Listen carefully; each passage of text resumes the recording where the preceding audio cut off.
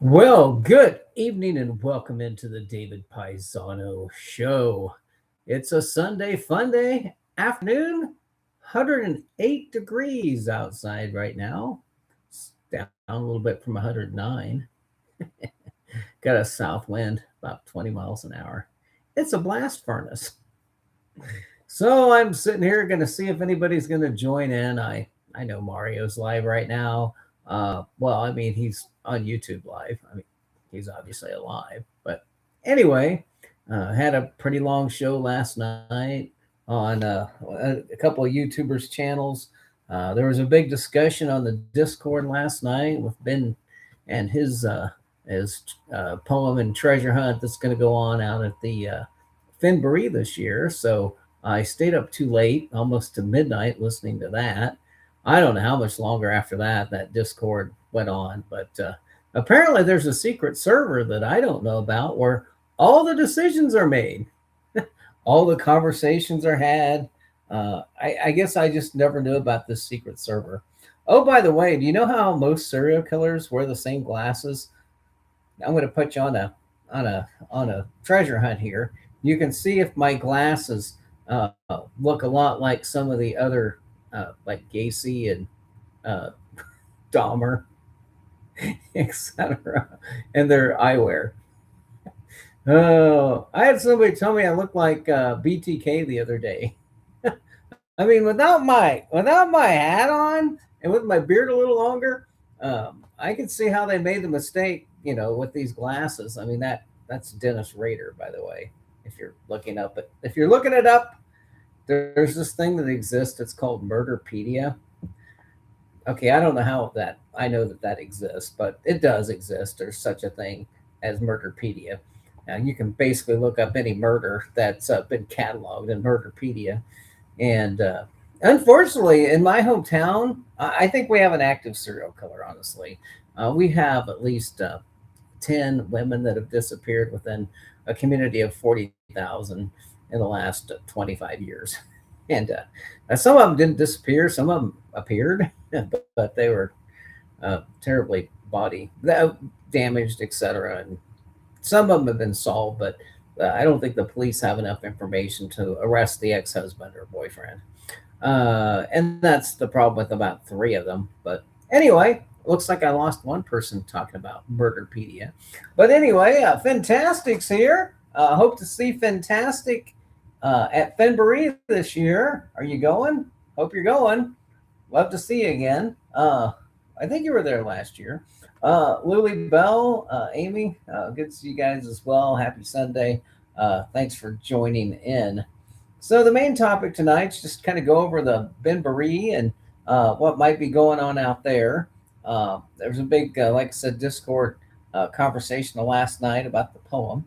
The second thing is to show some of these other searcher meetups that are going on across the country. And there's ample programming on YouTube and elsewhere. Jenny Kyle, Table, and some other people who keep actively promoting other treasure hunts out there. So I'm not going to get very deep into the details because you can, find this information on, some of the other YouTubers out there who put on shows about this. And, I have just not been able to get terribly inspired by any other treasure hunt because I don't think there's any other treasure hunt that's going to ever be like Forrest Fenn's treasure hunt. Be able to, create the magic in the bottle that was created with his treasure hunt. And that's because he was a one of a kind individual. He had the financial backing to see this through from beginning to end. And so it's just difficult for me to latch on to a treasure hunt sponsored by somebody that went and looked for the Forrest Fenn treasure hunt a lot and then got a Netflix show out of that, etc. No shade being thrown that way. We all live our lives, and if that's the best life you want to live, then great. Kudos to you for living that life, that kind of life. And then like John Collins Black, that I mean, as far as I mean, I've done some research on you could have the money, you might not have the money. Might be smart that you don't own your house in California, 100% ownership. If there's mortgage on it, but you've got two young kids. I still see the kind of guy that's going to want to put on a treasure hunt because you're trying to raise these kids and a family and have a family life. And I don't understand why you'd want to manage a treasure hunt with all that going on in your life. But again, you don't do a lot of appearances. We don't see you out and about a lot like some of these other guys that are more promoting of their treasure hunts. And so, maybe you just kind of put it on autopilot and you have a few people managing it. And you're just reaping the benefits of the book sales. And, that's good. I just hope something gets found in one of these treasure hunts to give us some hope that there is actually something out there. And I've always said this before that, if somebody finds one of the chests that, JCB put out there, it will be proof of concept and it will be proof that he did actually put a treasure out there. There will probably be a second wave of book sales based upon the fact that somebody actually got rewarded for their efforts. And that could spur things along. The biggest problem that Justin has in his treasure hunt, in my opinion, is that you can't further it along. In other words, it's one big prize. And being that it's one big prize, you can't prove that it's out there by having one of the smaller quote unquote treasures found. That's where I think JCB kind of got it right in his planning, and that he had more than one prize, and therefore he could springboard additional book sales based upon the fact that one of them gets found, and then more books will be sold, and then maybe two of them get sold, or two of them gets found, and then an even better flourish. So as far as a marketer and marketing genius, having five treasures to find versus just one, I think was smart. And because and if a Justin Posey treasure is found, it's a one and done. I mean, he finds the treasure, his treasure gets found, and the treasure hunt's over with. On the flip side of that, if you look at JCB, he is going to be stuck managing five treasure hunts, if you will, until it's over, whereas Justin's going to have to just manage one.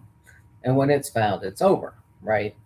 Uh, I'm honestly a little bit surprised that somebody hasn't come up with a second book with more clues. It was about this time in the Forrest Fenn treasure hunt that the initial buzz, the initial excitement of the treasure hunt had kind of reached a lull. And that's when we got the Moby Dickens interview, and that's when we got, a second book, that came out. It might have been more like the 5 year mark. Can't remember exactly where this was 3 years or 5 years after the original book came out.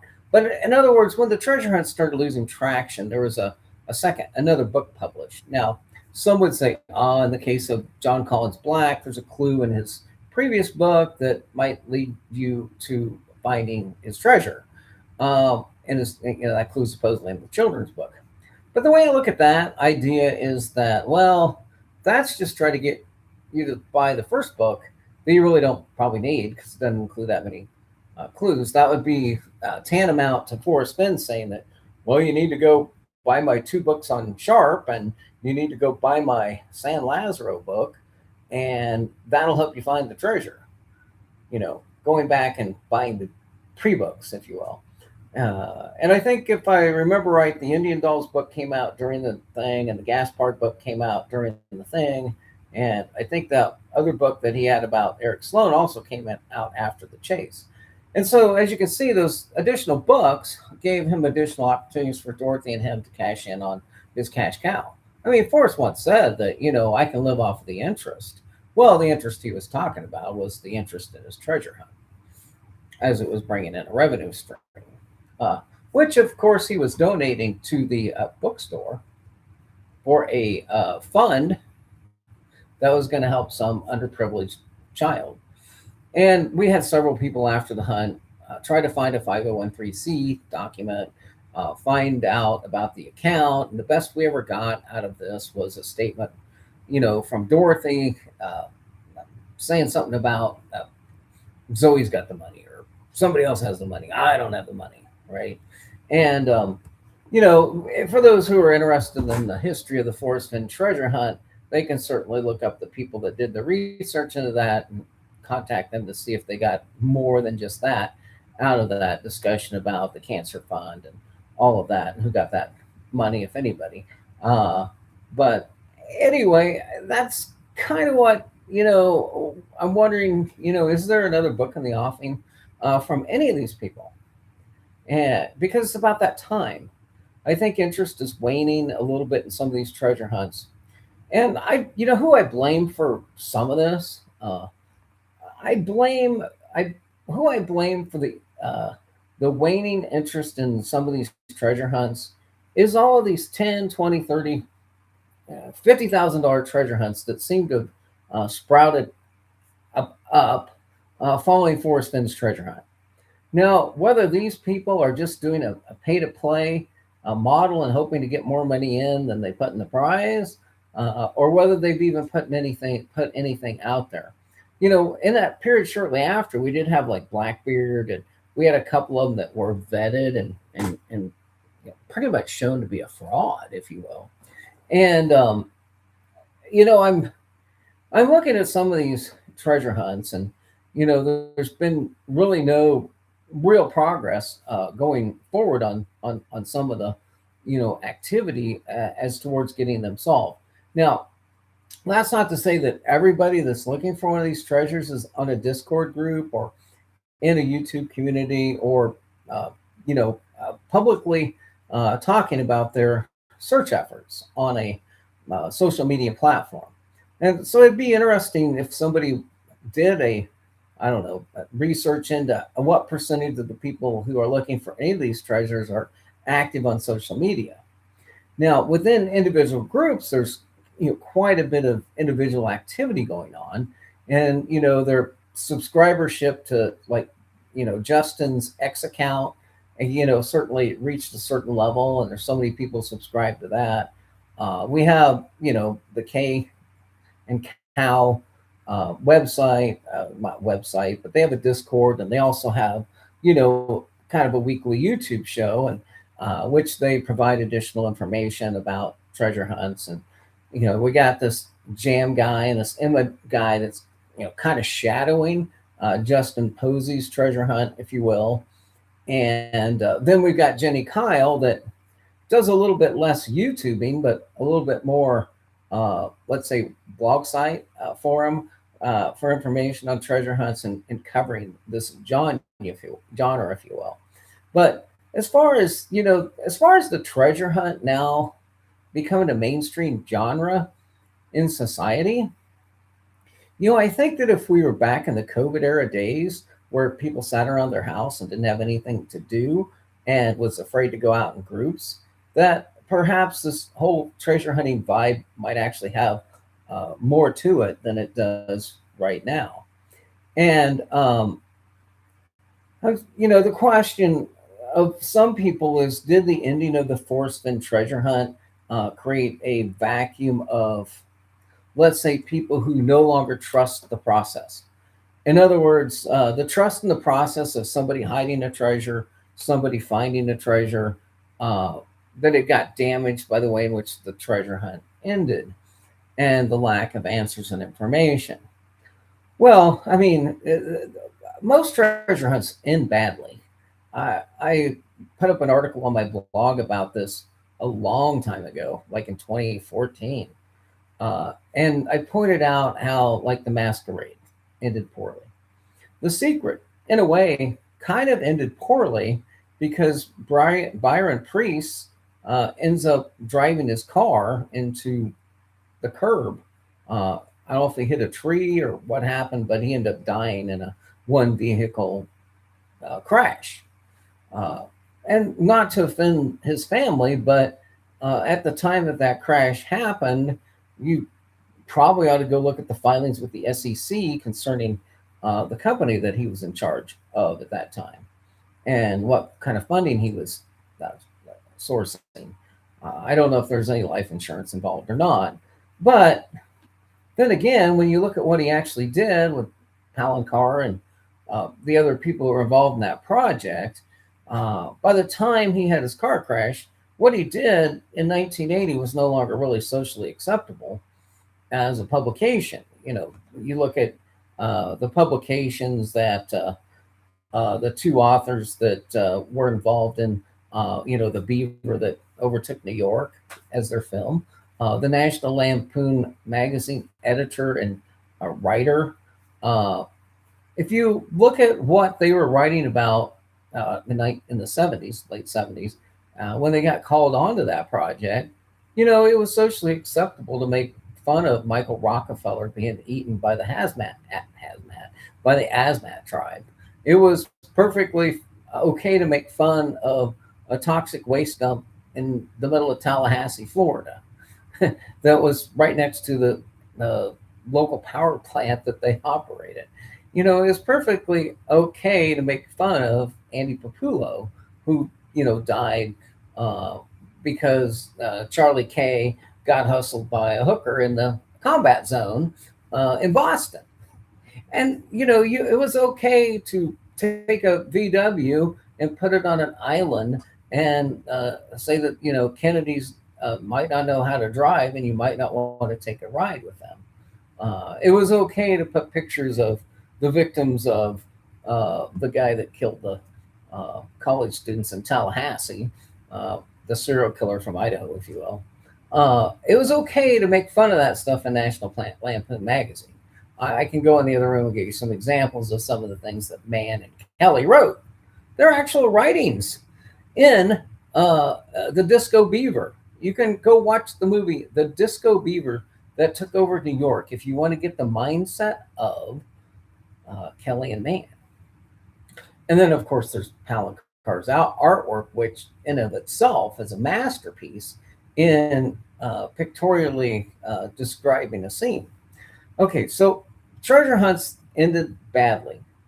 In a way, the David Blaine treasure hunt ended poorly because apparently Sassy actually social engineered the answer out of some blog sites, and then just took the information that she saw there and went out and found the treasure on private property. The masquerade ended badly because the rabbit was actually dug up and discarded, or they threw they were digging very close, but they covered it up. And so I have not looked at any of these large, there are not any really large treasure hunts that ever ended cleanly. It just has not happened. There hasn't been like a treasure hunt. Now, maybe Mr. Beast, maybe Mr. Beast has actually promoted some sort of online gaming event, online, I don't know, treasure hunt, if you will, scavenger hunt, uh, or technological game that he's put out there that people have accepted the outcome of because Mr. Beast still has subscribers. He's, still attracts an audience, right? So, insofar as maybe the only thing that's really ended that has a really big prize is something like that. Now, there's some other things that aren't really treasure hunts. They're visual treasure hunting of things that you saw in an ad. And I think there was a treasure hunt that was during the Super Bowl, and you had to go back and review everything that you saw in the advertising world during the Super Bowl and come up with an answer to let's say, a treasure hunt that was on in the advertising of the Super Bowl. Yeah, okay. Uh, but even more recently, if you look at the treasure hunt that was held out at the Beyond the Map's Edge Seeker Summit in Tucson, a treasure hunt that was solved in a matter of minutes, ended with a fair amount of controversy, and it wasn't for a very large prize or prize pool, if you will. And so I'm sitting here with the uh, information on large scale treasure hunts and how they actually end. And if somebody has an example of one that actually ended well, I would be curious to see if somebody has a good example of a treasure hunt that ended without or with very little controversy. Blackbeard ended. It ended relatively quickly. It ended with very little controversy because it never gave out a prize and never came to fruition.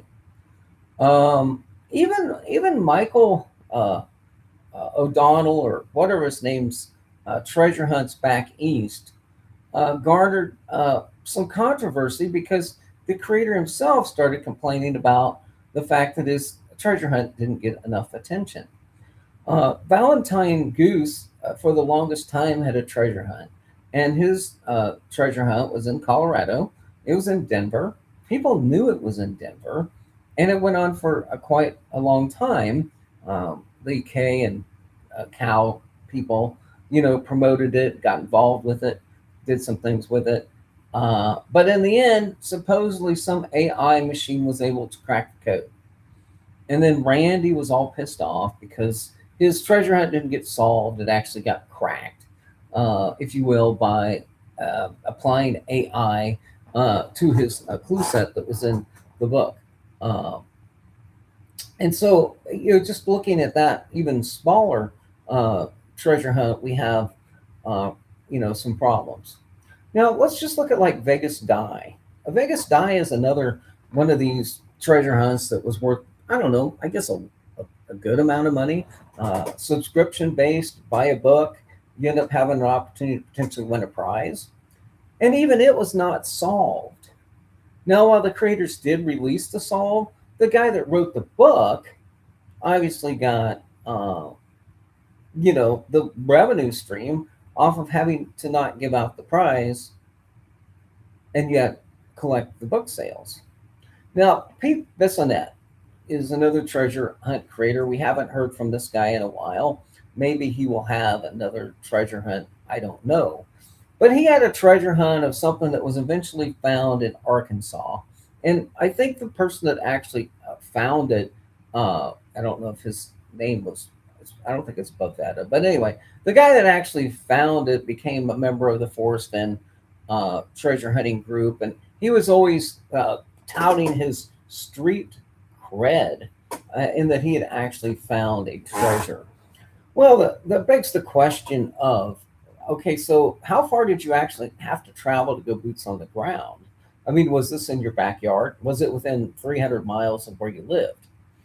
So, the proximity to the actual last hiding spot, I think, uh, increases your odds of actually finding something if you have the leisure time, to spend the time to go look for a treasure that's, quote, in your backyard. And so maybe it was a little easier to find than something that was hidden in the Rocky Mountains north of Santa Fe in more than one state. So do you really have street cred when you solve a treasure hunt that's in your backyard that's been narrowed down to one state? I don't know. And that brings me to my next point and my next question. So it seems like we're having more and more of these just treasure hunts pop up in individual states, locally locally sourced treasure hunting. And locally sourced treasure hunting is what I call something like Xavier Marks, for example. So the people know this is generally in New York City, right? And it's even been narrowed down further if you're involved in the chat boards and this kind of thing. But we've got now a guy that's got a treasure hunt in North Dakota. We've got a guy that has a treasure hunt in Kentucky. Um, and, these treasure hunts have narrowed it down to where you actually are only hunting in a defined one state territory. Now, who will this attract? And let's say it's for $30,000. Well, that's a pretty good chunk of change for the average guy that's working in the mill or the mine. Okay, and so I can see the ability to attract a local amount of attention for something like that. Um, and the thing about it is, what's really interesting is that some of these really even smaller treasure hunts are now having group meetups. You know, you can go to a meetup for Chad Bird's treasure hunt if you'd like. You can go to a meetup for this Kentucky treasure hunt if you'd like, and you might even be able to meet Jimmy Kyle with that one. And you can go up to for the for the Beyond the Map's Edge. You can go on a meetup for the Beyond the Map's Edge treasure hunt in Montana. Now that brings me to the Chamber of Commerce in Small Towns. So, how many times have you listened to the Jam Show talk about the Antlers Saloon? And I'm going to try my best to sing it. Okay, Antlers Saloon. I gave it my best. Probably not quite as good as. Oh, by the way, I have been eating my Smarties, and so hopefully I'm up to speed on this. But anyway, so I mean, how many people can you reasonably get in a small town in Montana to come to a treasure hunt meetup get together?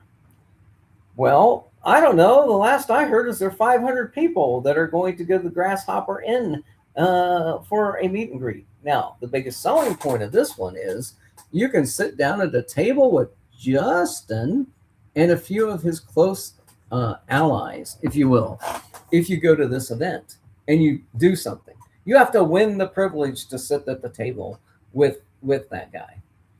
And where in the spirit of Forrest Fenn did you get to have a sit down dinner with Forrest Fenn and have him have an exclusive meeting with searchers outside of his treasure hunt?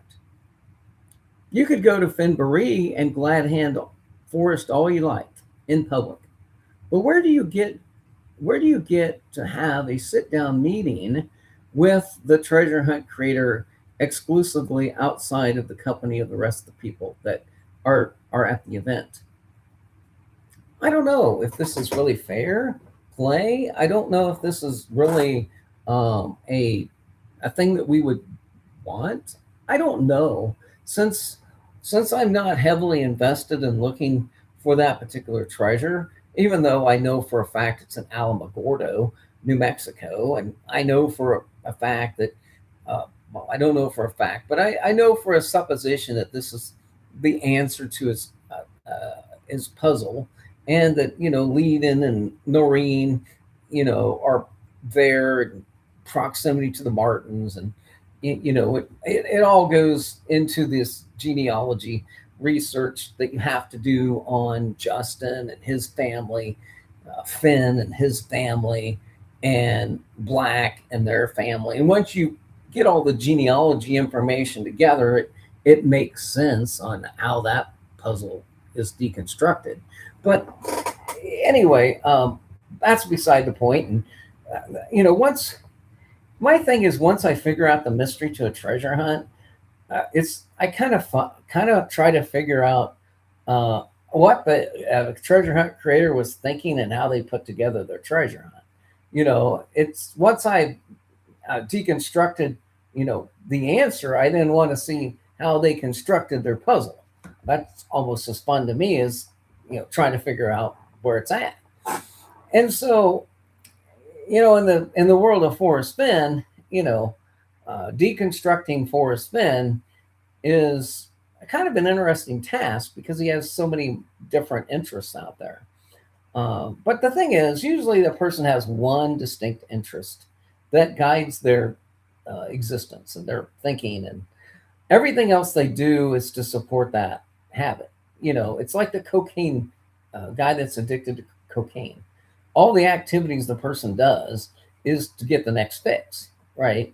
And so if you figure out what the person's cocaine is, what their drug is, it's easy to see how all the other things that they do leads to that one thing of getting the fix. And well, anyway, but it's just like, why does John Comer go by the name Black? Well, it's all in the encoding. It's in the encoding of his puzzle.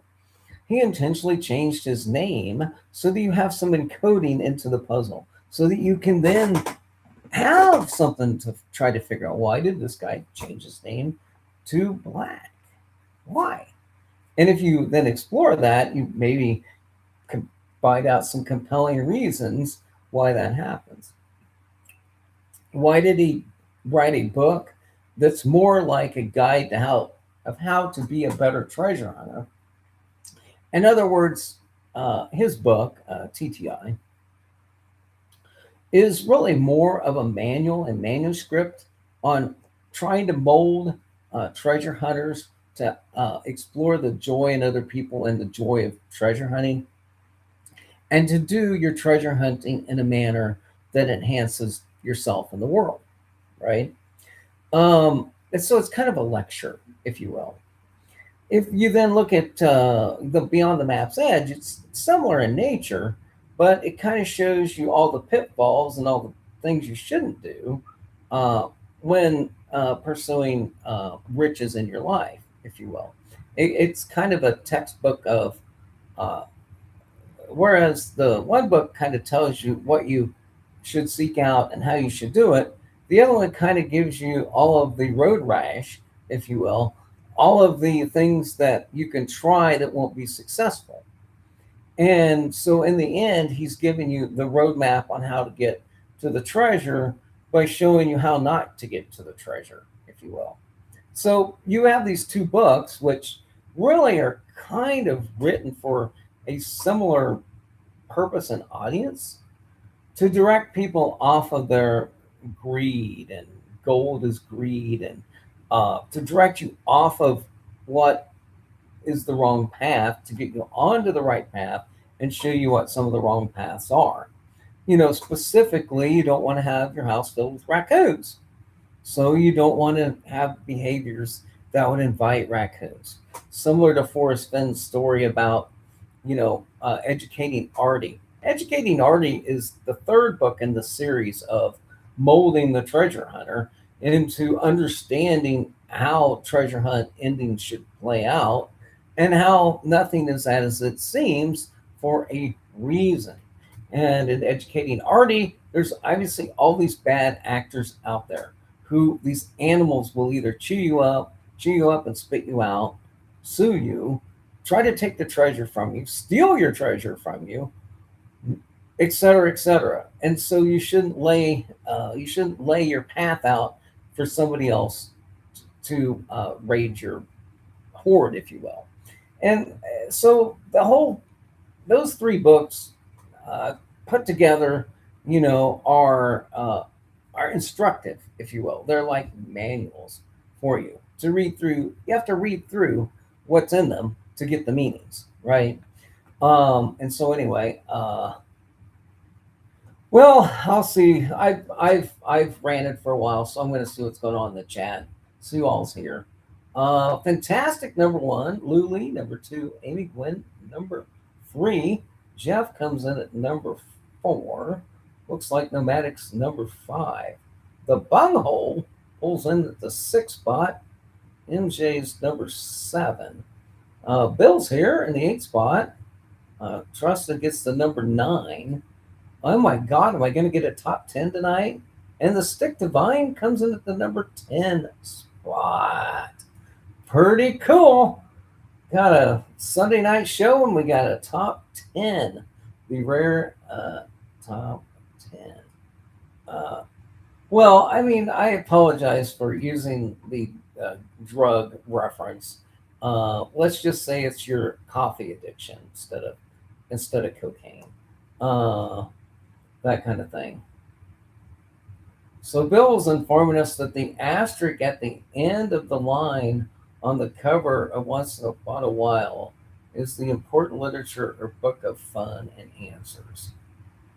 Well, or it could be the fact that John Jacob Astor uh, basically commissioned a book to be written by George Washington Irving, and I'll let you do a little research on that. Or I can show it to you right now.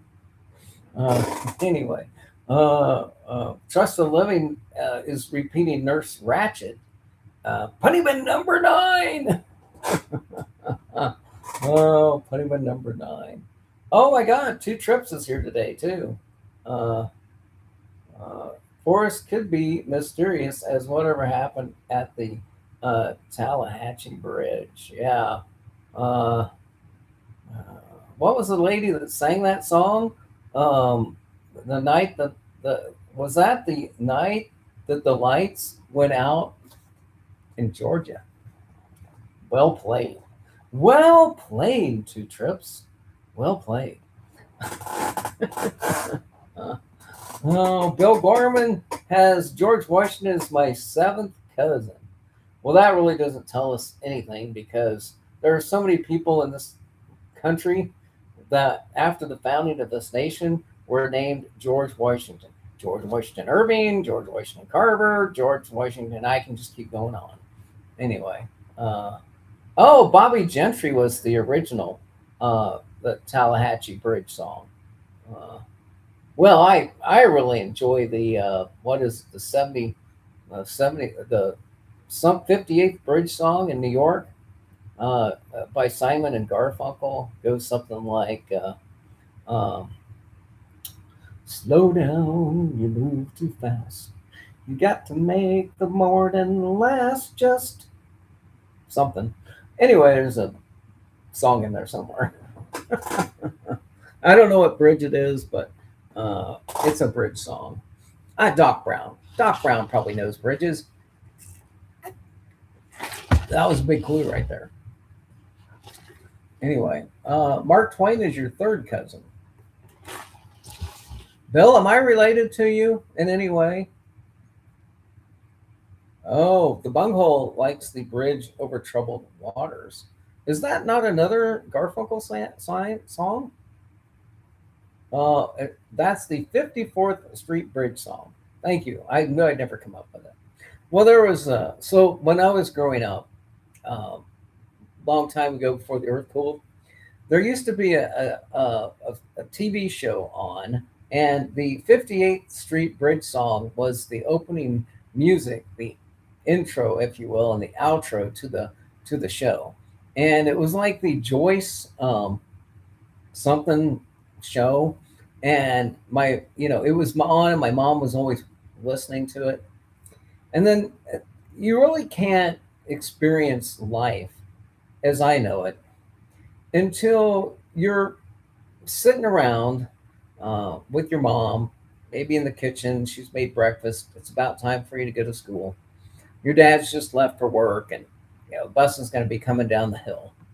And the AM radio starts playing Petula Clark's song Downtown.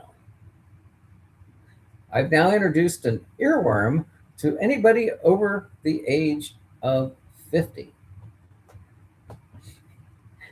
The earworm of Petula Clark singing Downtown on AM radio in the morning. I doubt that not too many people will remember Petula Clark's Downtown.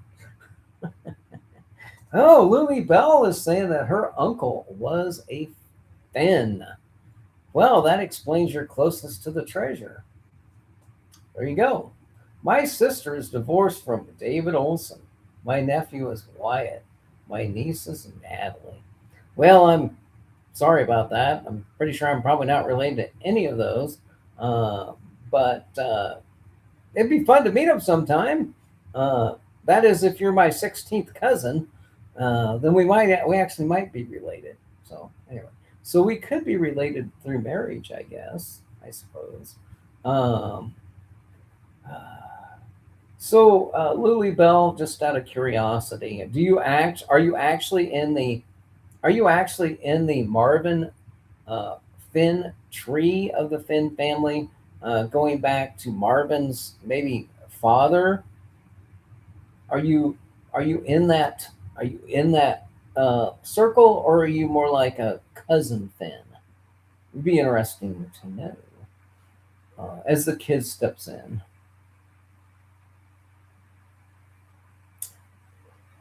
Stick Divine is related to King Charles.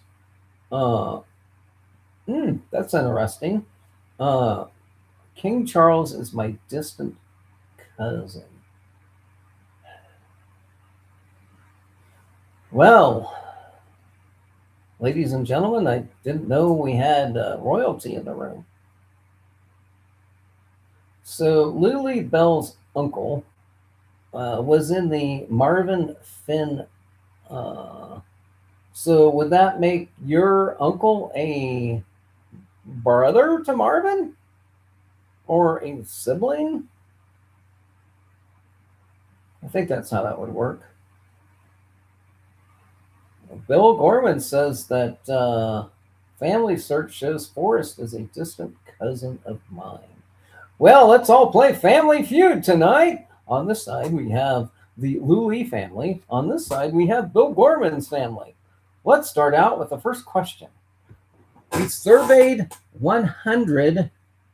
We surveyed 100 Forrest Fenn searchers. The top 4 answers are on the board. The question is, in which state was the Forrest Fenn treasure hidden? You may ring in now. Oh, this would be great if I had the graphics to show Wyoming and show 50 next to it. And then if I put New Mexico and it'd show like 35 next to it. And then I put Colorado in there and it'd show like 10 next to it. And then in Montana, it'd have 5. That's the big board tonight, folks. Thanks for playing.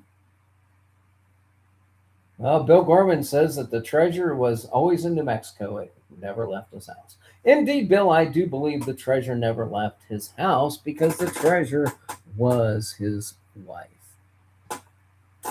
So, there you go. He never left her side.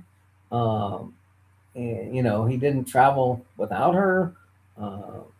And so I believe that Forrest Finn's treasure truly probably was his wife. Anyway, Nomadic Madman's back. Okay, I'm sorry I missed you leave, but anyway. Okay, so Lily's aunt was married to Hugh Fenn. It's like second or third cousins. Oh, I believe you. I'm not disagreeing with your provenance there. Whistling Bungle says, well, if we're going to get all braggadocious, I'm not related to any of you. Ooh, I don't know whether I should be insulted or encouraged by that comment. I don't know how I feel about that. Anyway, oh,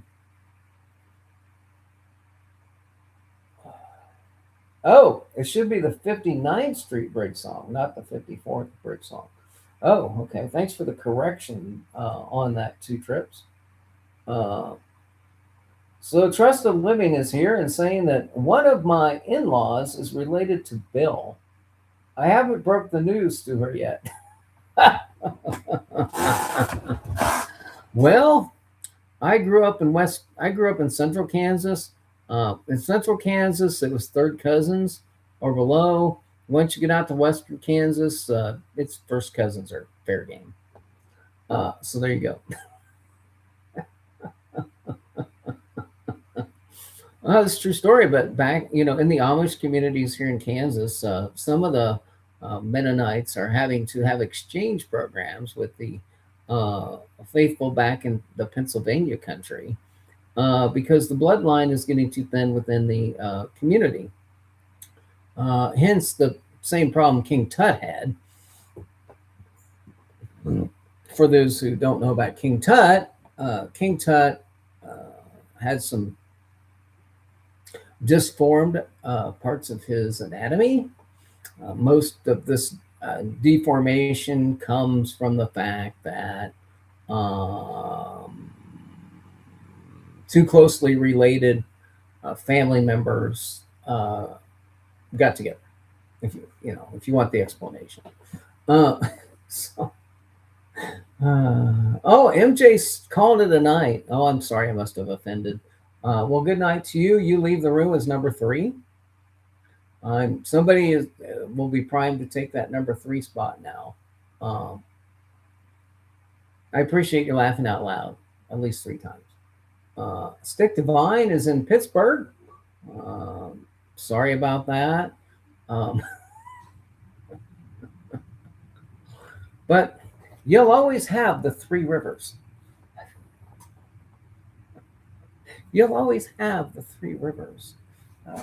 Anyway, oh, now I'm going to delete this message. I'm leaving.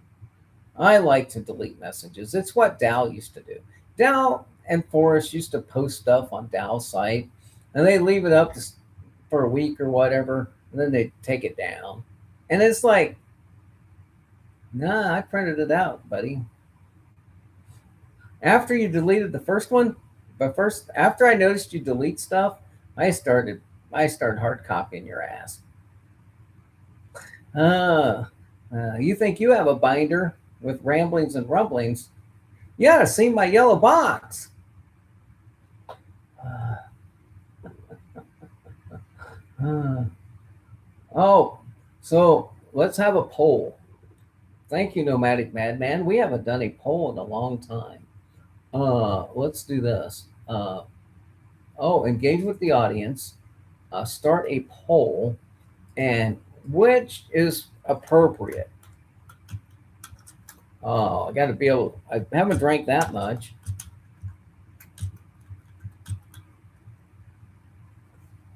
Uh,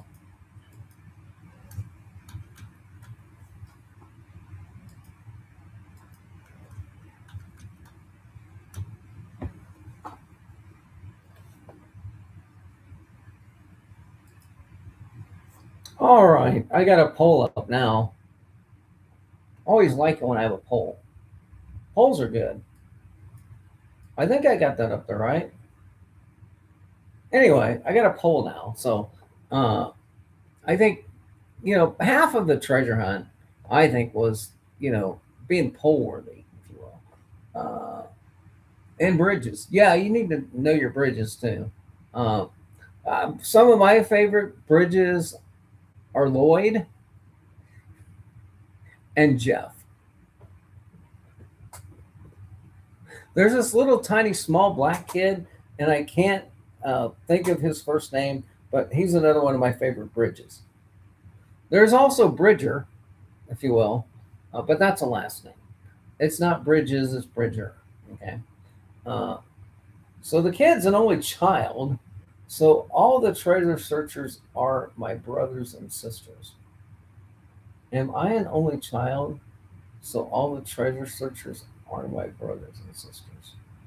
Oh well, group hug, bring it in. We're all one big family here.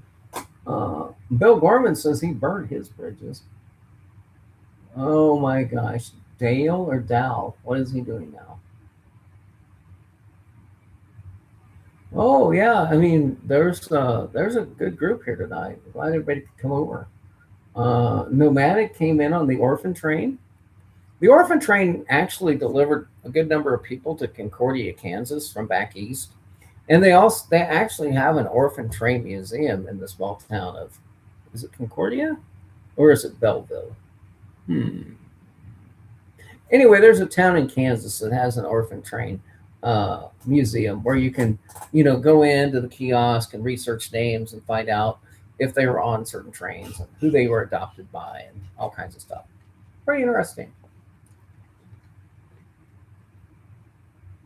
Mm.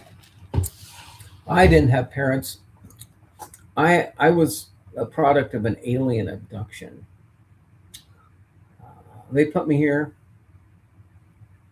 No, that would do some great disservice to my parents. So I apologize for that. I had great parents. Um, Chevy Chase is my cousin. Bill Chase was a pilgrim on Cape Cod. Well, Bill, my fifth cousin was a cannibal on Cape Cod, and he might have ate your family member. Oh, bad. The jokes are getting really bad. I had a relative in the Donner Party. Oh, this is where we can start. This is where we can start the Donner Party jokes, if you will. Well, I had a cousin that was in the Donner Party. Uh, he had Jeff for breakfast, or he had Paul for breakfast, and Susie for dessert. If you have my book called Blue Linen, you'll understand that I have this strange fascination with Doug Preston books. And when Doug Preston writes a book, I try to write a companion book that rewrites or does better a book that he put together about people that were stranded in the mountains, uh, duplicating the experience of the Donner family. Although my book is called Blue Linen, and it follows the Schuler family out to California near Sacramento, where they become flaxseed growers, and they become famous in that genre. And in fact, one of the characters in my book, Blue Linen, invents the Cotex. So there you go.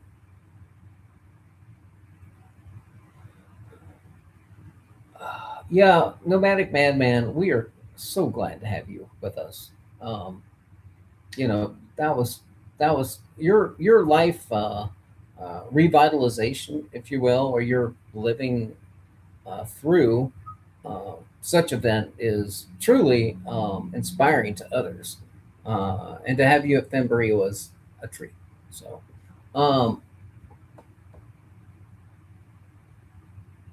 I apparently had parents according to my birth certificate, but I was basically a neglected child. Well, so was Joe Dirt. But once again, even though he had some time with Buffalo Bill and applied the lotion, turned out just fine, as a matter of fact. Uh, Ended up with Brandy, right? And Brandy, she was a fine girl? Okay, so 55% of the people, now 56% of the people think that it's Dow, and 44% think that it is Dale. Still time to even that up with one more vote for Dale, but no, you can't. So there's the results to that poll. Bill likes cannabis lecter. I like cannabis lecter. Lou Lee had an unusual childhood. Uh, it's Dow. I tried to skew the numbers a little.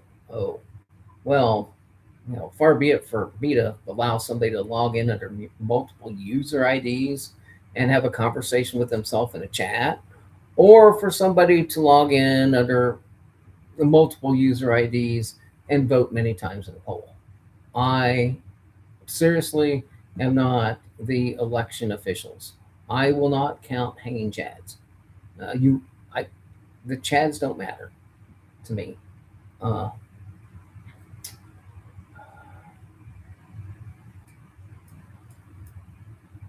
does it help if there's a Dale Mountain?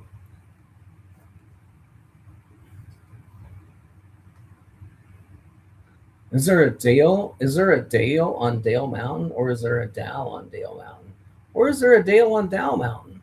I don't know. Oh, it's simpler just to call him the jerk. Oh my God!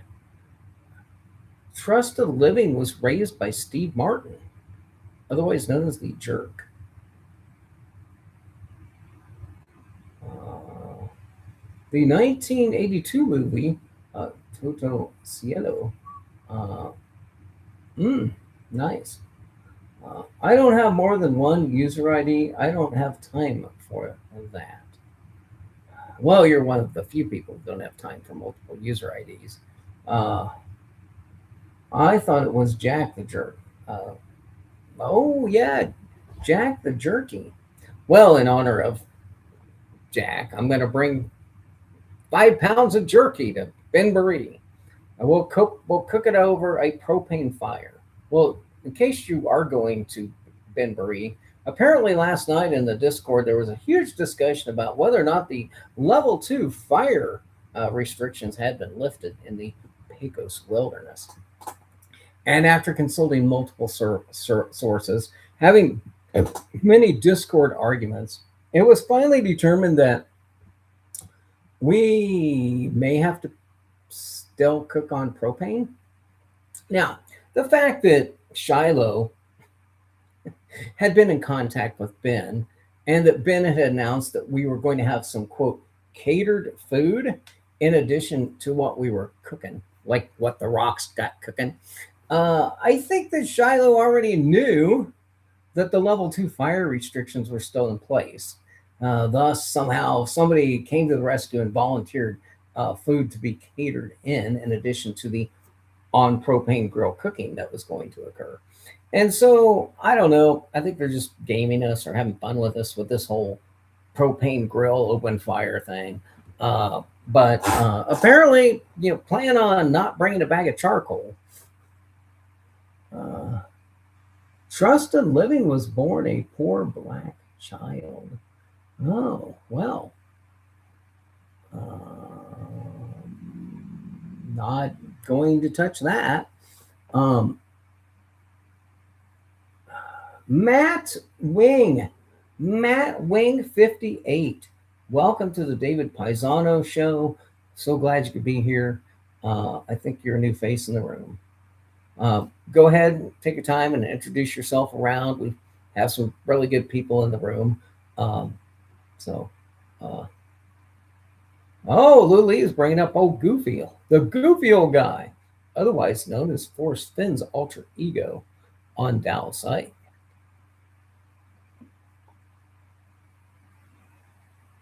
Cool. I was curious because of thumbnail. What thumbnail did I put on here tonight? I will have to look. I don't even remember what thumbnail I used. It's bad.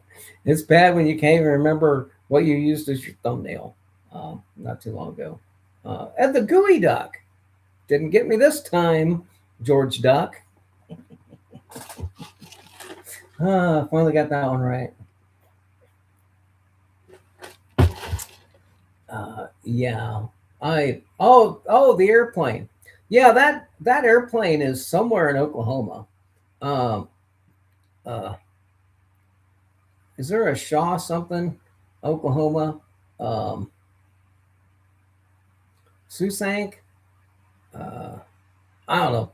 I was going through Oklahoma one day, and I was on the Forrest Fenn treasure hunt, and I saw that airplane sticking on the thing up there, and so I just had to take a picture of it. And it's kind of like when Carol Burnett saw the curtains hanging in the window, and she just knew she had to have it. How much is that doggy in the window? Well, if it's Willie, it's a biter, and it's going to cost you a lot. Anyway, Forrest unbanned me 2 times and told Goofy off. Uh, I don't know. I really don't know who the goofy old guy was. It could have been this other guy that trolled my blog.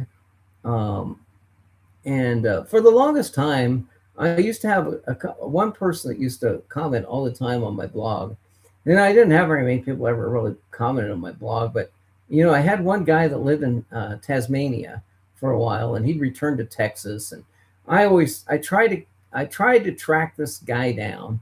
And then one time I asked if he wanted to go have coffee because I thought he was living in a certain town in Texas, and I'd have to go back and look at the name of the person because I think they were using their real name, but they had been to Tasmania and were posting from Tasmania.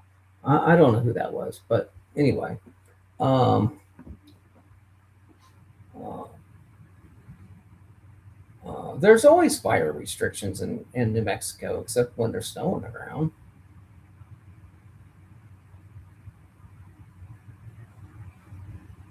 Ooh, it's hot and dry.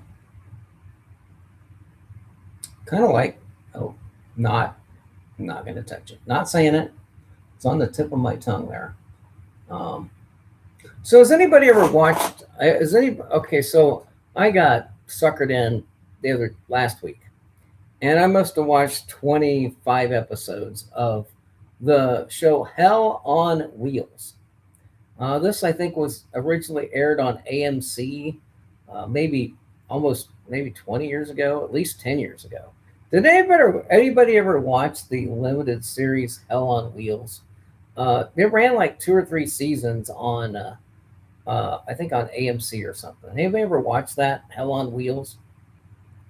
It's about the building of the railroad, and the main character is this guy who is trying to track down some people that killed his wife and child, and the guy who's trying to build a railroad. Well, anyway, I was watching this, and I got to the end of season 2, and they killed off my favorite character. Man, I was so sad. I was so sad and upset. So Whistling Bunghole apparently is rocking a 79-degree temperature. Right now, it's still 106. Uh, I I can't share my screen, but it's right now in Kansas, 106 degrees and windy, and it's almost 7 o'clock at night. So yeah, it's kind of hot. Oh, nomadics glad that I know when to hold them. Well, I don't know when to fold them. You know, it's kind of like putting up a tent. Kenny Rogers should have just adapted the song to "You gotta know when to hold them. You gotta know when to fold them," because it's kind of like the instructions to putting up a tent. Uh, it's 83 degrees in North Dakota. Hey, Matt Wing, 5'8". Are you actively looking for that treasure that's hidden in North Dakota? And will you be going to the Searcher meetup that's planned around that treasure hunt? And are you on the custom cutting crew, cutting spring wheat? Lily Bell says you're in Kansas. We've had that discussion before. I am in Sasnak. I am in Sasnak.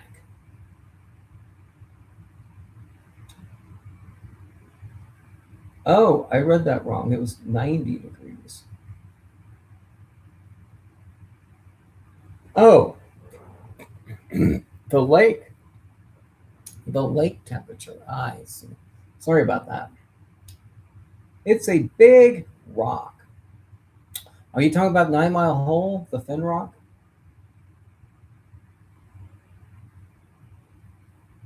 That's why the parking spot for the rock garden was where Forrest would have parked.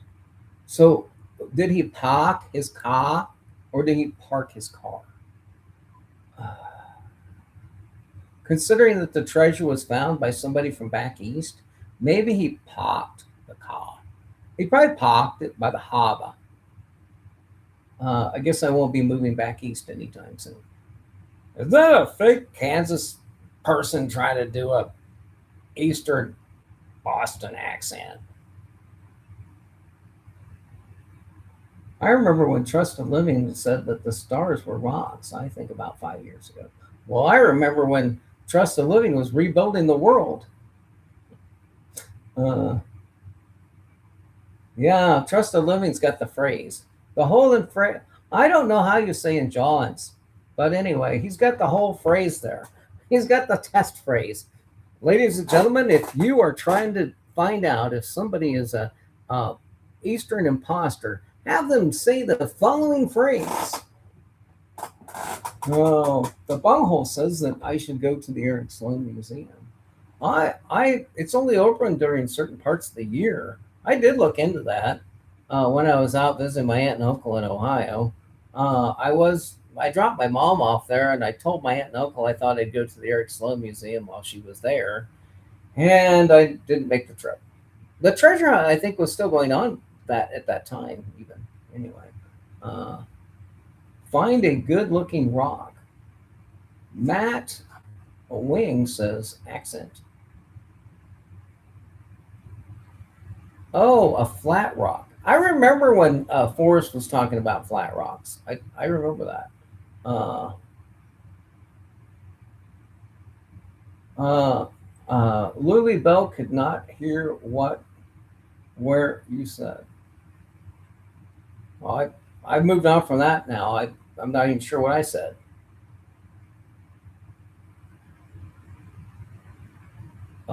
Bill Gorman's the one that says he has the car. He has the car. He parked it in Alamosa. Uh, the Connecticut Museum. Eric Stones. Are you going to go nomadic? Well, funny. The movie series uh, was the movie series Hell on Wheels was actually produced by Nomadic Films. Can you believe that? I don't know if that's the same as Nomadica. So here is a question for the room right now. What has happened to Jen's documentary? Does anybody know what has happened to the all the film and footage of that documentary? And while I'm thinking about this, I want to give a special shout out now to the treasure hunt that cured me of wanting to do treasure hunts. I am going to blatantly blast this right now.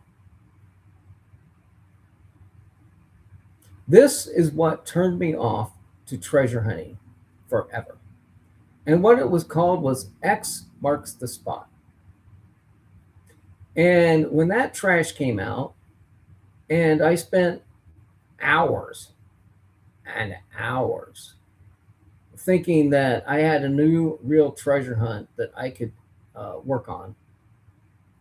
And it ended up being this flamsy fluff of a bullshit project that had no prize, had no funding, had just us looking and generating clicks and views for some perverted reason. That forever killed my interest in treasure hunting. So thank you, producers of the X Marks the Spot treasure hunt. You ruined it for me for the rest of my life.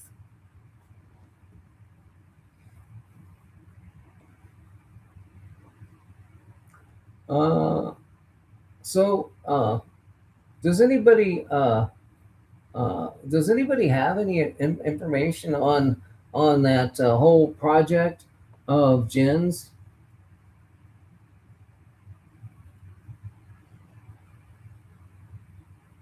Nomadic drove all the way to Providence, Rhode Island on July 4th.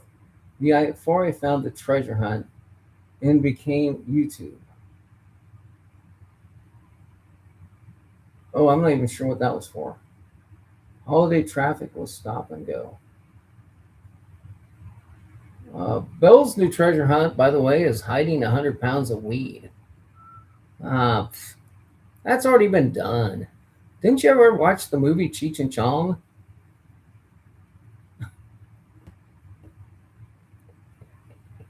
Cheech and Chong already did that. Nomadic says that he has never eaten a lobster. Well, you don't want to leave your lobster in your car. Luli Bell says Jens seems very busy. Luli, it's been 6 years. Nobody's that busy.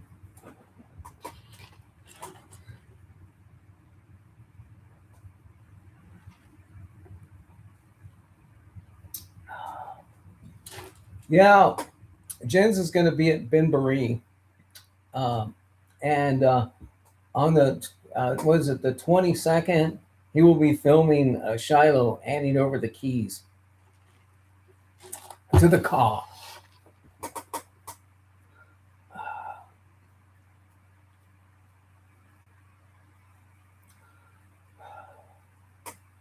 You know, I've had lobster, I guess, a couple of times. Um,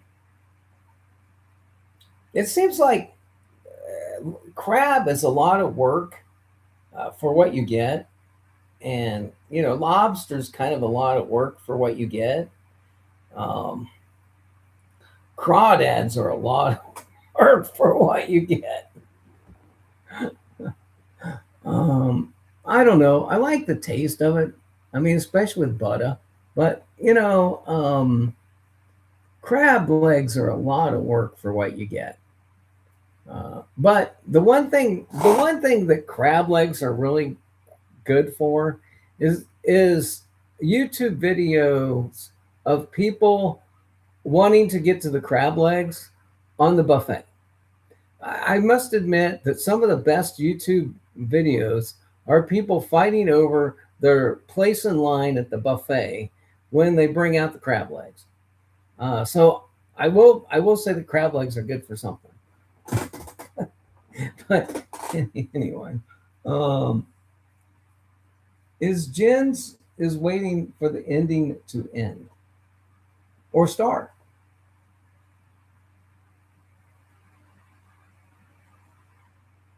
Well, I saw Bernie Sanders on the morning TV show. Uh, he wants to tax millionaires. Well, he actually changed his mind.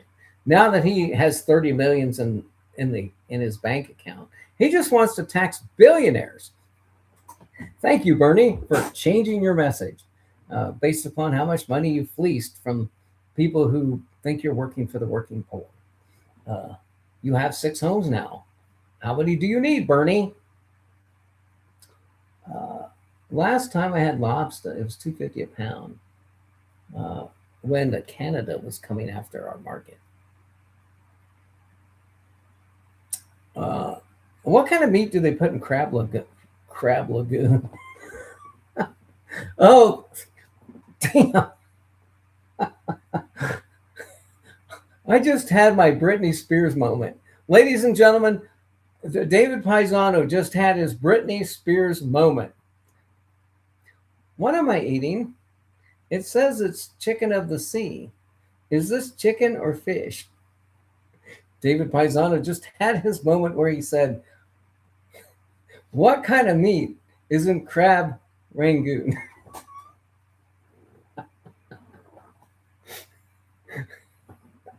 My forever Britney Spears moment. Live, where I couldn't determine what I was eating. Oh, oh, Gene Kelly was at the county fair uh, in 1972. Uh, uh, but the real question is, do you know who Clark Gable is? Do you know who Clark Gable is? Well, I don't know. I don't. I'm trying to figure out who the most famous person uh, that I've ever been in the room with.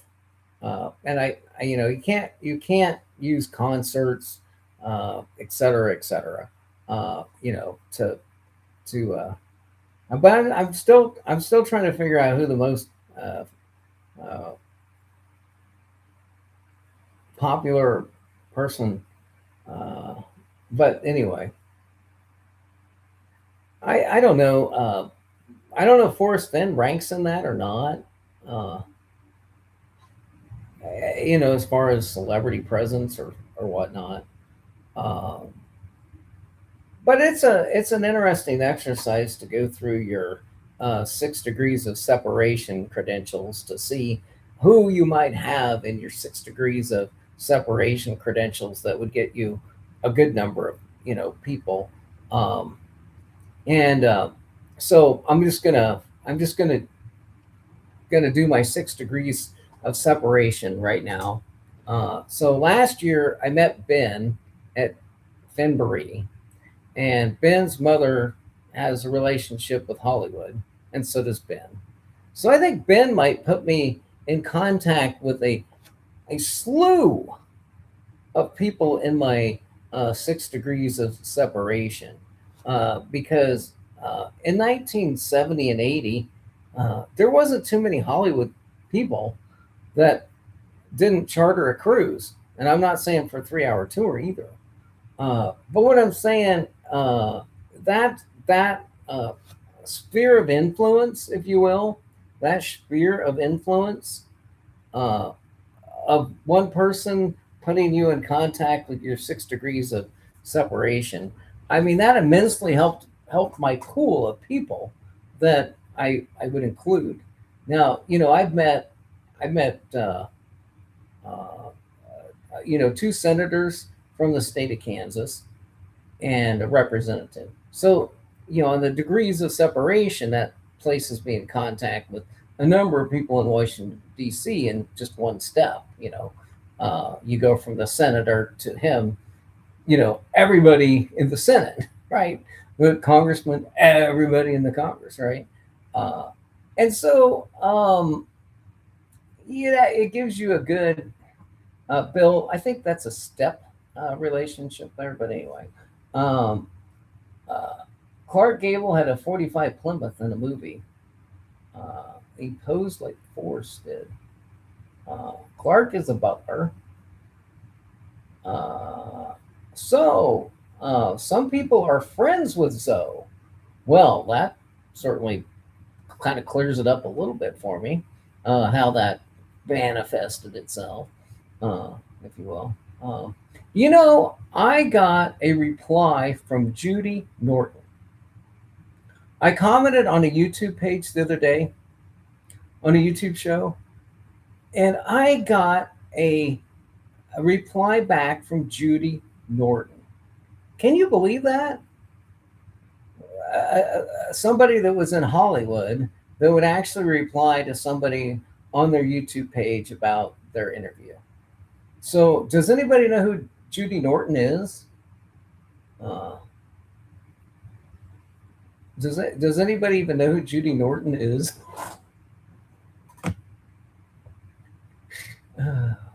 Probably not. Probably not. Okay, well, I'll just tell you what I was watching. So I was watching this show, and I don't know how I got onto this show, but if anybody knows Willie Ames, so Willie, I think Willie Ames was on a really popular TV show, and Willie Ames basically was a child star. Uh, Tried to launch a music career with his acting career. Was on American Bandstand, and did the whole Hollywood thing. Willie Ames did the whole Hollywood thing. And believe it or not, if you read the life story of Willie Ames, it's really interesting because he appeared on a lot of TV shows and this kind of thing.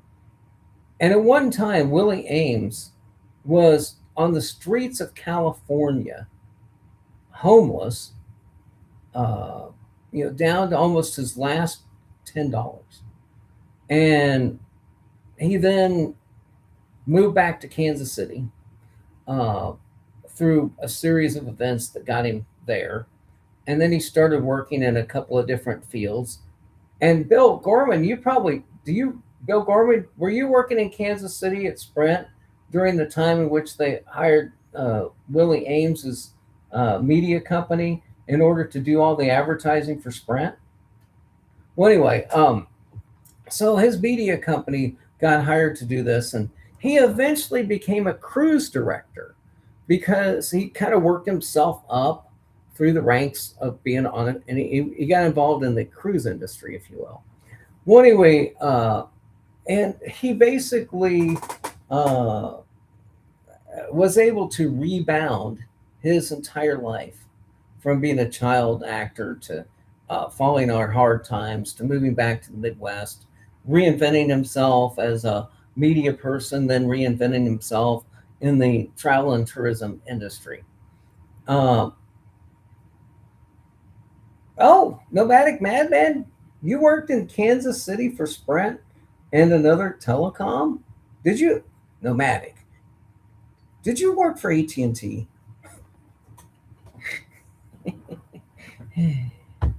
Oh, this could Nomadic. We could have a as a consultant.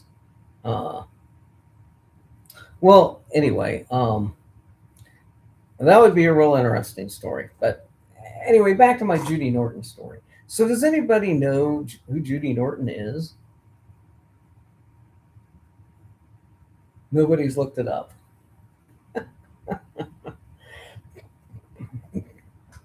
Well, anyway, Judy Norton has this podcast, YouTube show, and she interviews people that were in Hollywood, and who were like child actors and people that she still knows. And anyway, Judy Norton was Mary Ellen on the Waltons. And so it was like a really, we used to, my family used to watch the Waltons. I mean, I actually thought that the Cora Beth, or no, I actually thought that the one lady was my real grandmother on that show. Ellen Corbett, maybe? I don't know.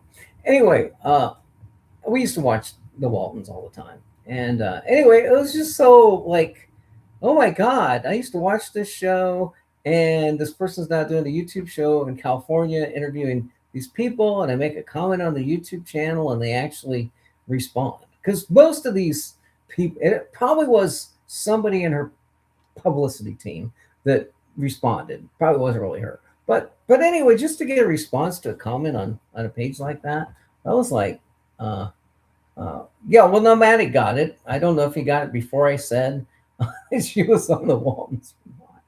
Nomadic Man says, I was actually at AT&T for a short stint. I think it was on True Street, a bad area. Well, I worked in the town pavilion building in sales. I was a business to business sales consultant for AT&T. I was also the branch operations manager for a while, and we were on Walnut Street in downtown Kansas City. Uh, Now, I think towards the end, about the year 2000, I think we moved our offices out of that building, and we might have actually moved out onto Troost Street. But by the time they moved the office out of the town pavilion building, I was working virtual office and as a sales rep.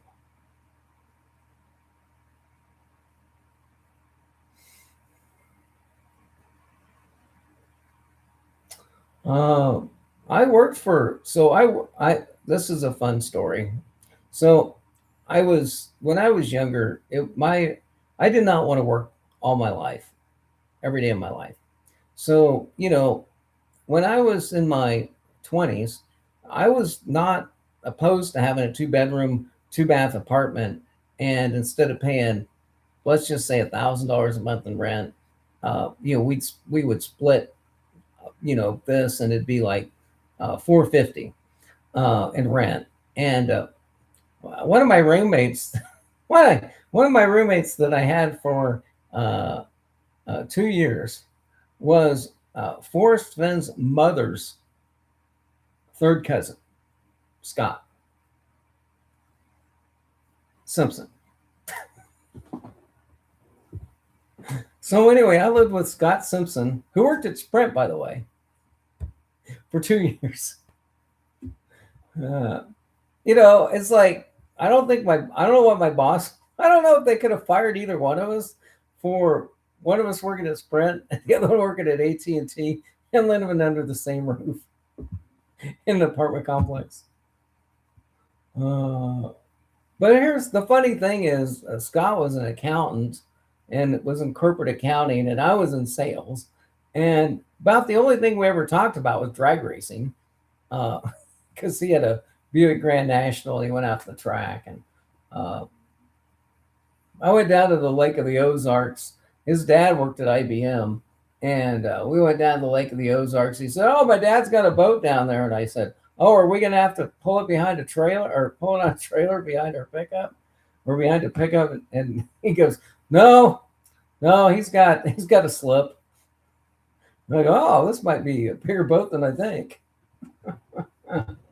Oh man. Did you know that there used to be a bar at the Lake of the Ozark called DB Cooper's?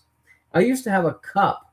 If I swear to God, Ben, if I could find the cups that I have from, I swear to God, if I could find the cups that I have from the DB Cooper bar in the Lake of the Ozarks, I'll bring them to Ben Baree.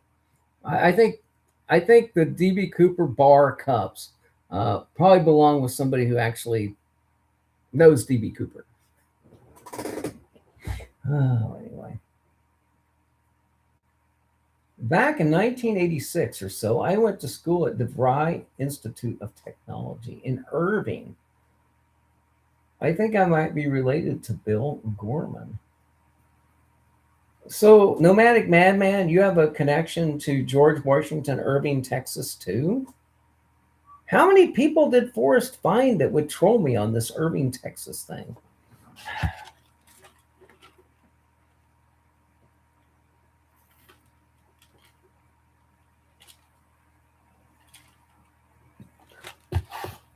Trusted said, I had a neighbor named Bill Gorman. He was a crooked preacher that went on a mission trip to South America and got malaria.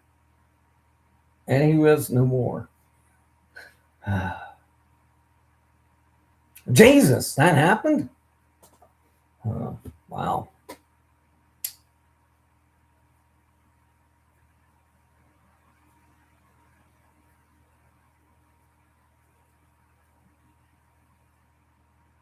Yeah, I'm trying to figure out if I had a an explanation for Clark Gable in my Forrest Fenn solve or not. I know he was looking for Lewis and Clark. Um, I mean, a gable is kind of like an archway. So, I mean, insofar as it's a reference to an arch, uh, and he said an architect uh, wrote the poem.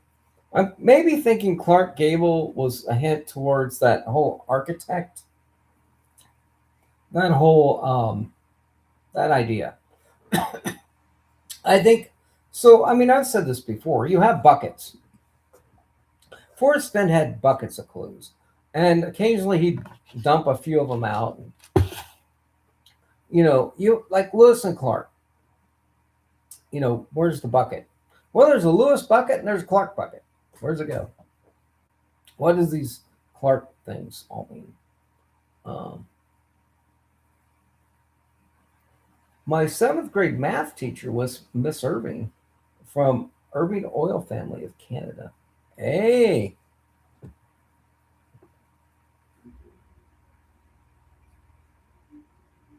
oh, so the too far to walk is actually a reference to Bill Gorman's Walker family. Hey, one of my high school classmates, his grandfather was a Walker. I know another Walker over by Gypsum. Uh,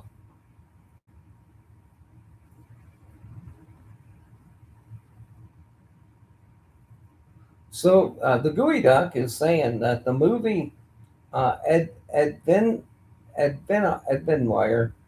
it actually defines the word it. Well, I had a cousin it,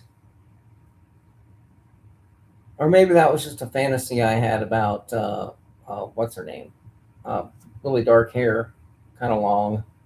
Uh, what was her name? She was in town. She was in town a couple years ago at the Lead Sled Spectacular. Um,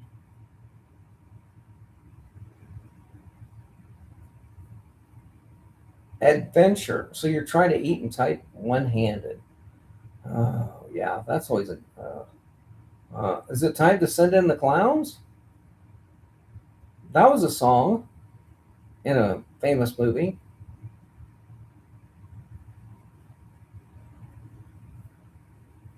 Julius Irving used to play for the Philadelphia 76ers,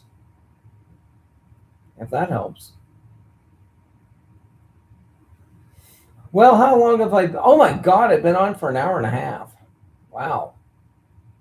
Is Ben on or anybody else? Has anybody else gone live while I started? Uh, Not my usual night. So, I mean, the Discord last night went till midnight. Ben was giving away clues left and right to his treasure hunt, and if you weren't part of the Discord, I guess you missed out.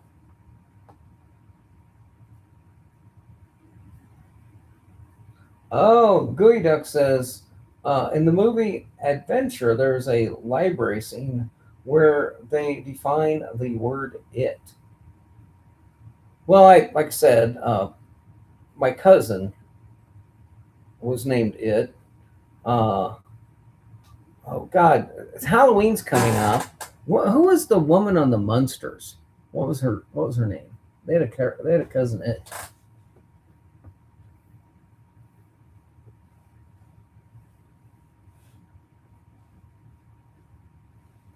Well, Bill, that's the best thing you've ever said. You are related to Johnny Walker Black.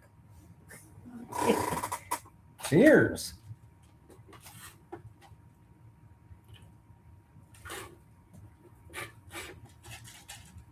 They don't call it Discord for nothing.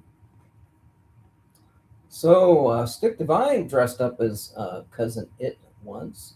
What was the name of the lady on the Munsters that had the long jet black hair?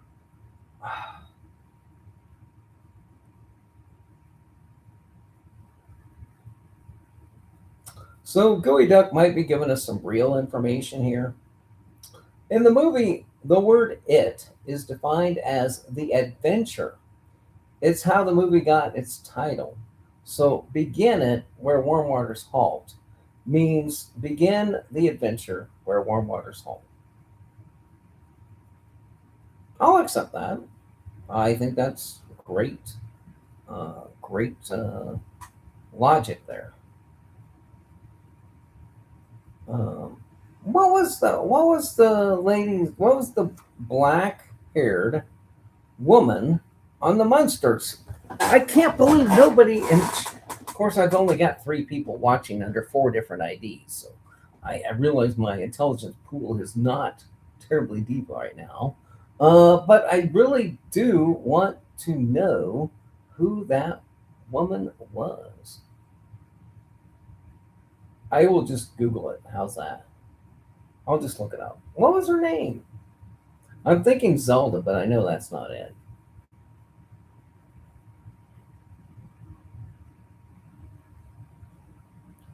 I'm going through the alphabet right now, trying to come up with a name. K-L-N.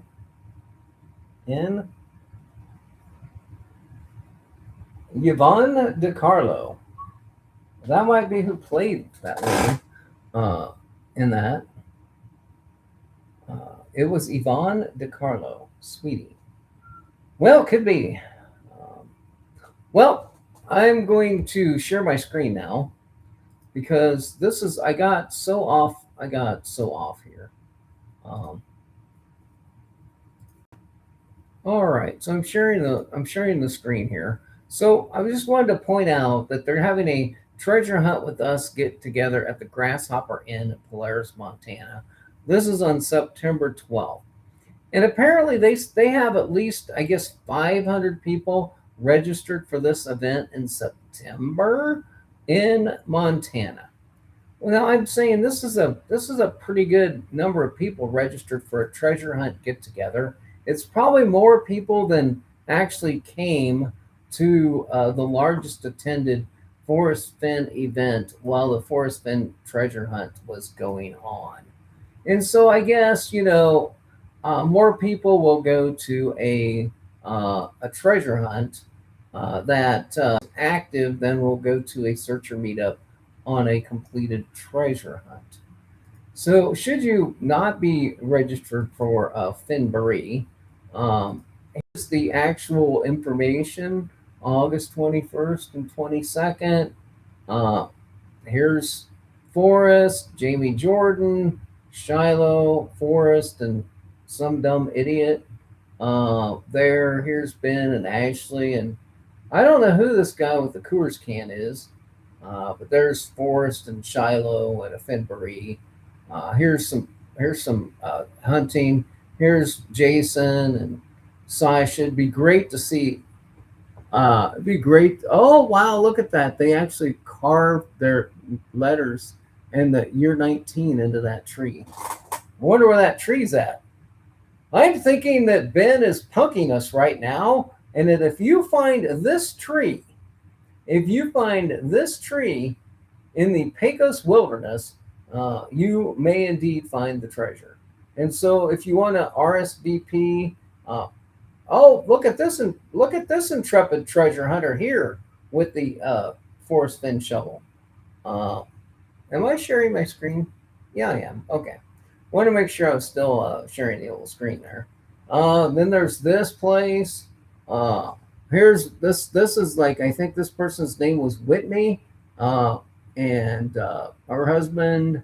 I don't know if that was her real name. Kind of looks like Mindy Fossey, but I'm not saying that. Uh, anyway, here's Dale or Dow. Here's some action at the last Finbury. Oh, there's me with a shovel. Look, I even got my hands on the shovel. Right there, you go. Uh, this gal here, she was from Louisiana.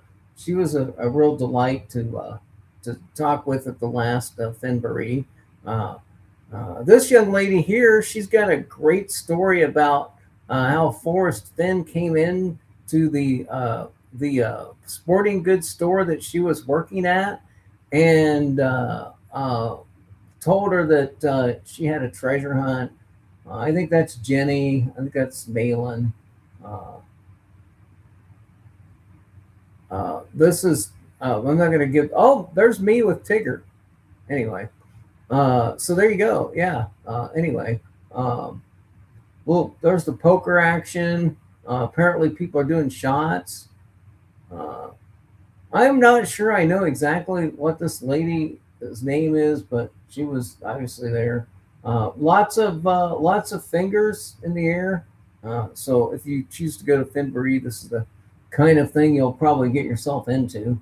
You notice I did have a change of clothing. I wore this shirt one day, and I wore this shirt a different day. Whereas some people wore the same shirt both days, or they have two copies of the same shirt.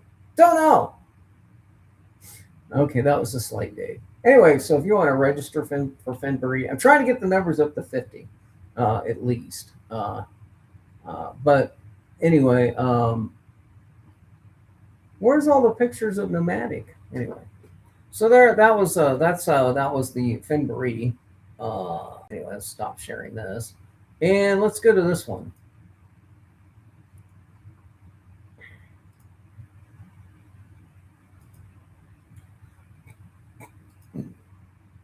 So if you want to go meet old Jenny Kyle, there's going to be a Kentucky meet and greet for the people looking for a treasure in Kentucky.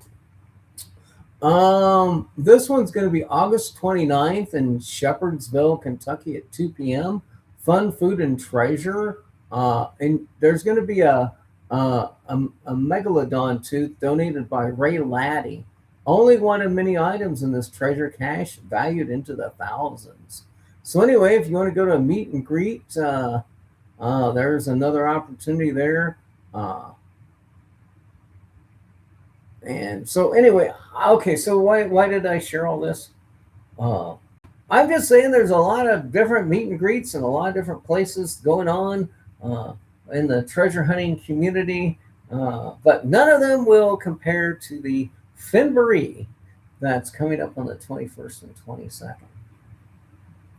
Uh, so Mike for Farmington. So somebody wants to have a meetup in Farmington. Uh, oh God, I just had that character's name on the tip of my tongue, but now I can't think of it again. Uh, oh man, Jeff's saying that somebody needs to go back and study their Ebonics. I took a 2 year course in Ebonics. Uh, I wasn't quite at the level that um, uh, Leave It to Beaver's mother, June, was when she played a role on the movie Airplane, where she spoke jive. But I will indeed, if you're going to be at Benbury, I will be practicing my jive, and we'll see what we can do. Oh, Trusted Living says we found out Ben's mom knows Shiloh's mom. I had suspicions. Well, somebody just posted that in the chat. Whether it's true or not, I don't know. There might be some independent fact checking required there, but that was just it was stated in the chat by somebody. Uh, Bill had an ancestor named Thankful Maker. Was this one of your Indian? Was this one of your Indian relatives? Steve Klein, rocking it in. How's it going? His training jet was called a shooting star. So Bill's saying that the actual jet trainer is in Fort Garland uh, at the Vietnam Memorial. And he's on puppy watch. Bill, ladies and gentlemen, Bill's on puppy watch.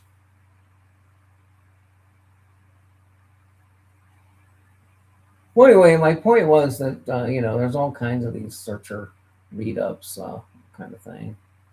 Uh, so anyway, is there anything else tonight? Any other fun facts we want to look at?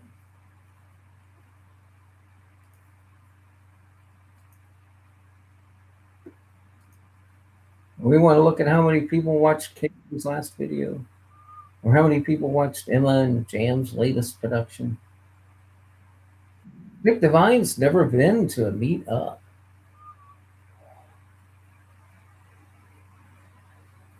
Somebody dipped their berries in salt water. Oh, Ben has been to Nomadic's where warm waters halt. Oh, Bill's saying the blaze was hot. Like your mom. Okay, I've drank a lot when I start doing my mom jokes.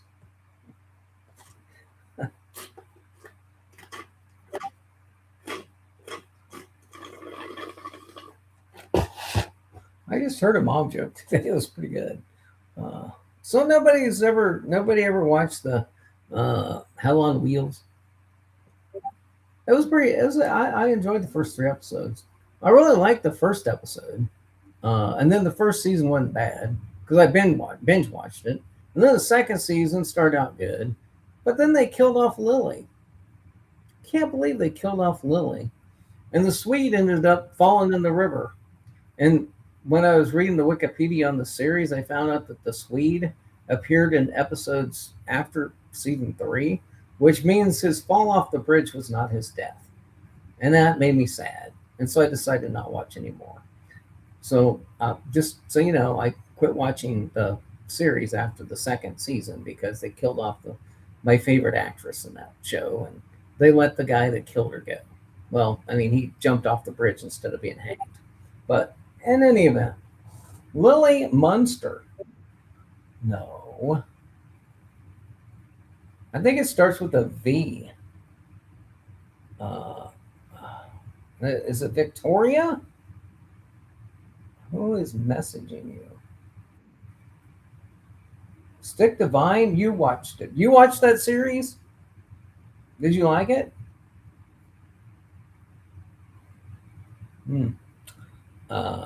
What is it? I'm gonna look it up.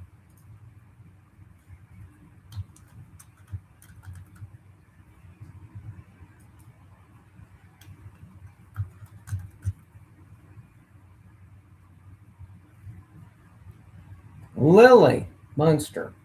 There you go. Oh man. But what was they didn't call her that.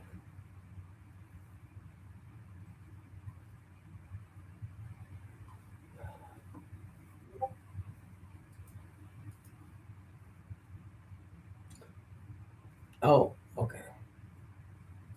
So the beeping that you're hearing is I actually have the Ben's Discord open on another channel.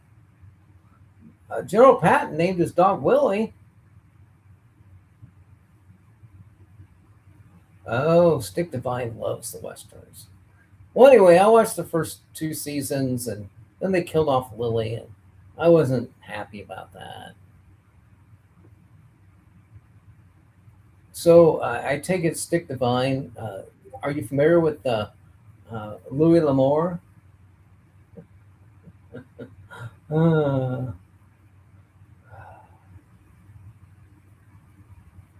Okay, I'm not gonna call Brokeback Mountain a western. Oh, okay. I just I apologize, Sophie Cunningham. I'm with you. Shout out to Sophie. That was her name, Sophie Herman Munster. Uh, what am I thinking of? Uh, Halloween costume, uh, black long hair, black. What is the name of? And it might not be from the Munsters. Who the hell is that? Oh, God, I can't think of it. It's driving me crazy right now. Elvira. That's close. Um, could be Elvira. Probably is Elvira. Now I've got the earworm. Uh, I got the earworm, the bass singer. You know the song I'm thinking of right now. First person to name it. Country singer, country singer group. Uh, one deep baritone has all the range in the group. Uh, and anyway, what's the name of that? What's the name of that song? Maybe has a ridge and an oak involved. I thought it was the Oak Ridge Boys. Wasn't it the Oak Ridge Boys? Elvira. Elvira. Okay. Well, here, I'll share this screen. No, that beeping that you're hearing is I have this window open, uh, right here. Once one is found, I think we all gain many clues. How he thinks things through and the extent of the solves. So here's a poll. If a box is found, I would want to know the solution right away. Never want to know. I like a week to discuss solutions here before knowing. Well, there you go. Oh, look, Treasure Quest has a look. Treasure Quest has um uh, a voice channel that's active right now. Who's in there? The Koopa Troopas. Oh, Sweet Pea's in there. Look, Sweet Pea's in there. Should we join Sweet Pea and ask her how's it going? Should I jump into that and ask what's going on over there? Could be fun. Oh look, Jersey Jones is here now. We could hop into that Discord over there and see what's going on. Okay. I guess it doesn't like it when you share Discord. Uh, Oak Ridge. Hey, Robbery G, what's going on? Whistling Bunghole, Morticia. Yes, that's another one of the that is another one of the long-haired could be Morticia. Anyway, there you go. I think we got Elvira, we got Morticia, and then we got the Adams family. Yeah, that might be it. Morticia from the Adams family. Is that the one that had cousin It? Was that the Adams family? That's the one I'm trying to think of.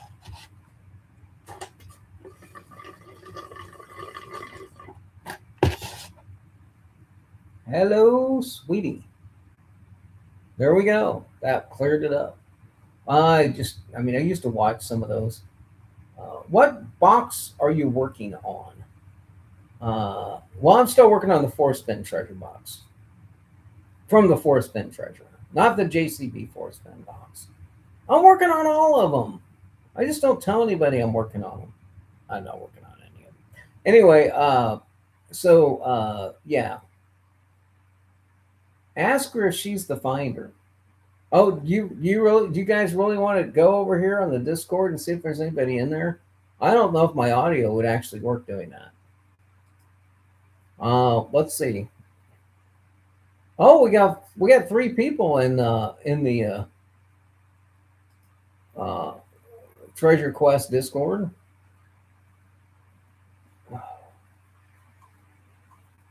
We'll see if we can see what they're talking about.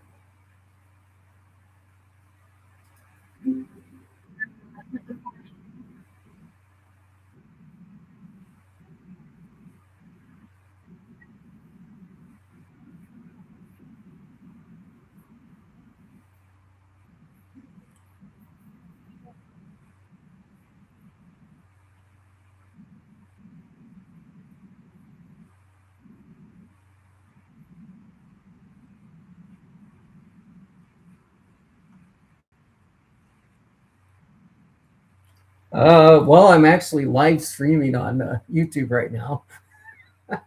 We just we just we just popped in to see what's going on in the Discord over here.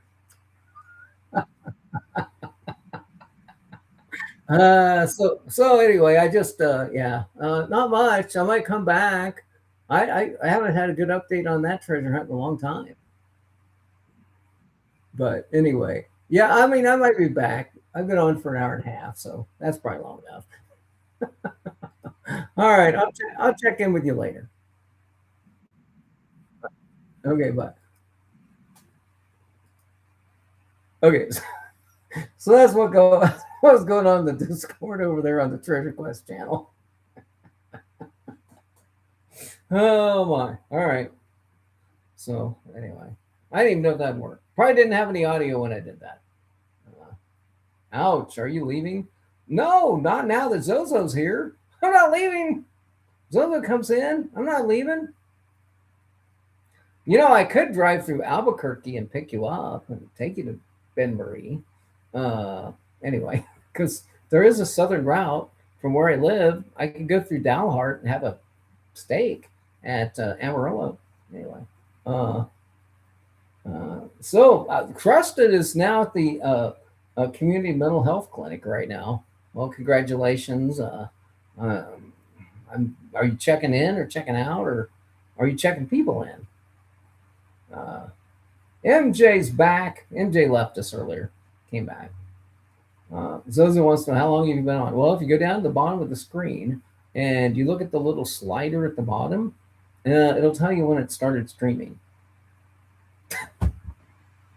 I've got a clicker at the top, and it says I've been live, or I've been live more than 60 years, but it says I've been on air for 1 hour and 52 minutes. And since I get paid by the hour, I'm going to put in another 7 minutes to make this a full 2 hour payday from Chase Inc. There is no Chase Inc. Well, I mean, there might be a Chase Inc., but they don't pay me. Okay. Uh, just clear that up. Trusted Living is looking for Barbara. Mm. Love is in the air. Why? I mean, I wouldn't mind me a Barbara now and then. I mean, Barbara Eden, Barbara Benton. Oh, I'm running out of Barbaras. Anyway, I'm running out of Barbaras. Oh, crap. Anyway. But man, Barbara Eden, who wouldn't? I mean, really. I mean, have you? Has anybody ever watched Genie? Has anybody ever actually watched Genie? Anyway, I don't see what you're talking about. I don't know. I might, since I went onto the Discord and logged in and logged out, my audio might not even be tracking anymore. I don't know. Now, I better make sure I'm not still logged in over there. That annoy the hell out of those people. I don't think I'm still logged in over there. I'll mute my microphone over there. Yeah. I wonder if I mute my microphone on Discord, if it would mute it here on YouTube.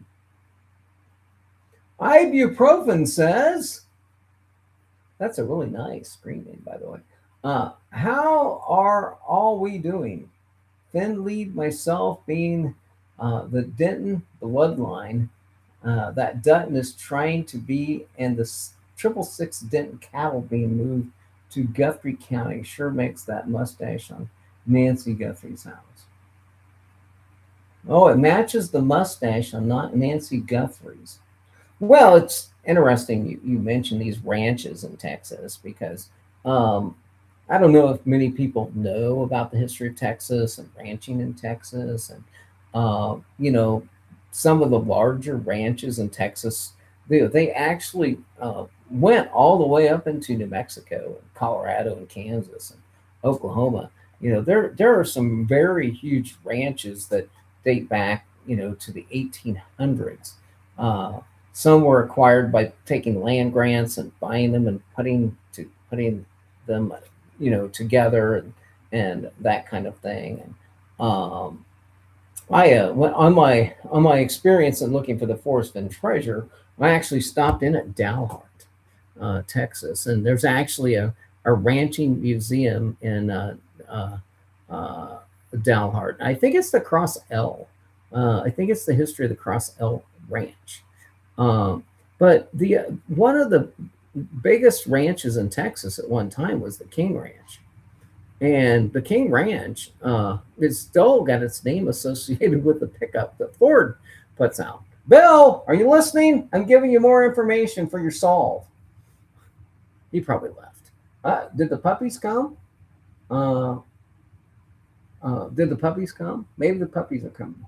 But anyway, if you go back and look at the King Ranch, do a little research on the King Ranch and what its territory was and how far it went, and what some of the properties were back when it existed. And anyway, Ford nowadays has a King Ranch edition of their pickup, even to this day. Ibuprofen. The King Ranch is Q Parker being killed and covered up.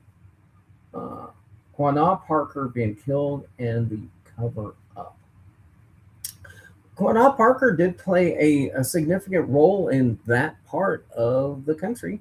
Indeed, he did. And there was several generations of Quanah Parkers. Uh, One of them, I think, was unfortunately led to his demise by some double dealings out there in that territory. So, yeah, sadly, Quanah had um, yeah, bad situation. But I believe that there's a reference to Taos when it comes to Quanah Parker. I don't know if many people caught on to the family who married into a genealogy of the Parker family. Quite interesting genealogy there of the Parker family. Uh, Quite interesting some of the forts that the Parker family built. Uh, you know, and some of the original established outposts that the Parkers were a part of. Am I a Quanah Parker scholar? Not really. Did I look into Quanah Parker? I certainly did. The head of Indians being Parker and a Finn relation. Well, as far as relations are concerned, um, I never got to the point of being able to connect Forrest Fenn directly to Quanah Parker. Uh, but I came closer to connecting Forrest Fenn to the King Ranch.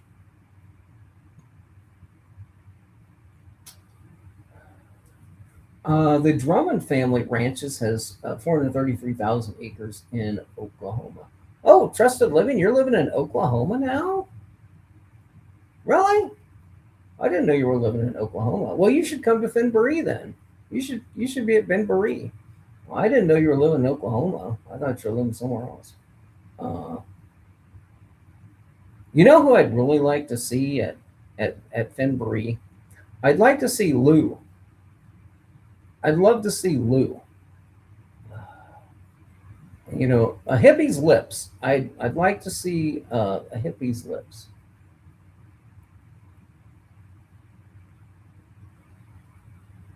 Oh, original post, not going back to the start either. The earliest I see is from 6:25. Yeah, we had a pretty small crowd when I started. I be pro fan. Uh, because you never connected Marion Davies at Hearst Castle and the Clark Gable being the liver of Hearst. Well, I did find a liver eating Johnson. I did find a liver eating Johnson in my travels of history of the West, legends of the West, if you will. I remember when Oklahoma had, I remember when Texas had the Panhandle Plains Museum. And, I found out when I was out in New Mexico last time, I found out that the Panhandle Plains Museum had closed because of some regulation, either fire code, uh, building structure, or whatever. And I'm looking at this guy. He apparently is on the board of directors of that Panhandle Plains. And I said, "You just cannot close that." That was one of the best side trips I made on my Forrest Fenn adventure, was going to Canyon, because they had Glenna Goodacre stuff, and they had the painting Indians fishing from shark at the museum. So yeah, I was kind of sad to hear the Panhandle Plains that was in reorganization mode.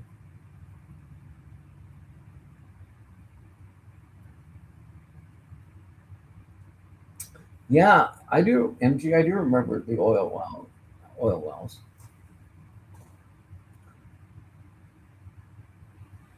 Yes, yes. That's why Sarah Davis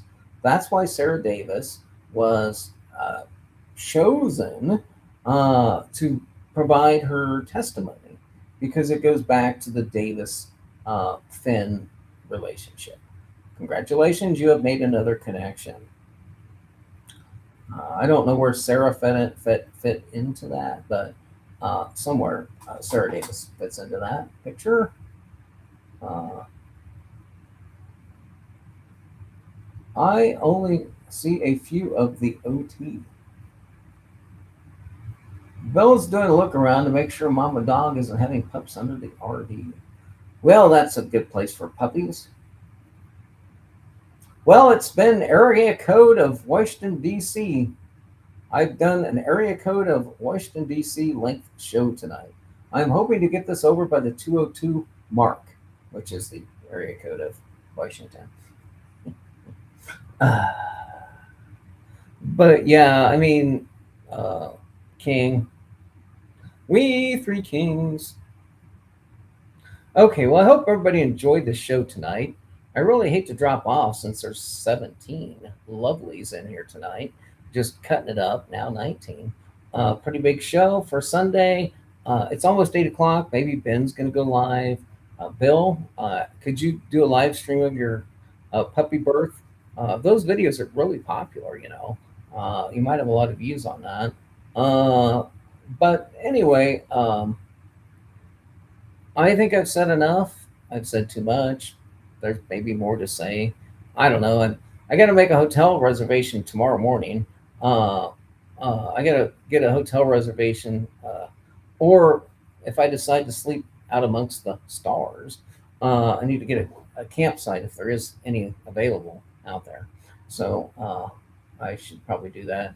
If somebody has a campsite and they're willing to allow me to just pull my pickup in and ease into their camping area, I'm more than happy to sleep in the uh, bed of my truck. But I I don't know if there's anybody going that has a camp spot that has an extra parking slot. But anyway, um,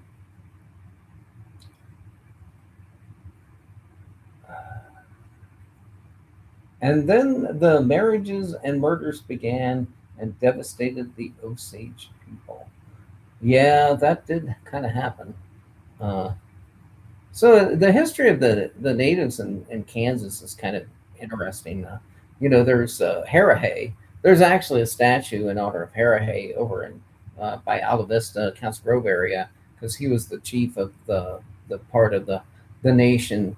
There was like four or five nations here, and they all followed the rivers. The Osage had the Southern River, the Northern River, the Republic was another group of Indians. But every once a year, all these tribes, they went from the Republic down to the Big Blue, and the ones from the South, came up, and they all would get together, and the five or six or four, however many nations would get together and have a thing. And interestingly enough, over by a small community of Holland, And then also in a place over by Junction City, Kansas, Coronado.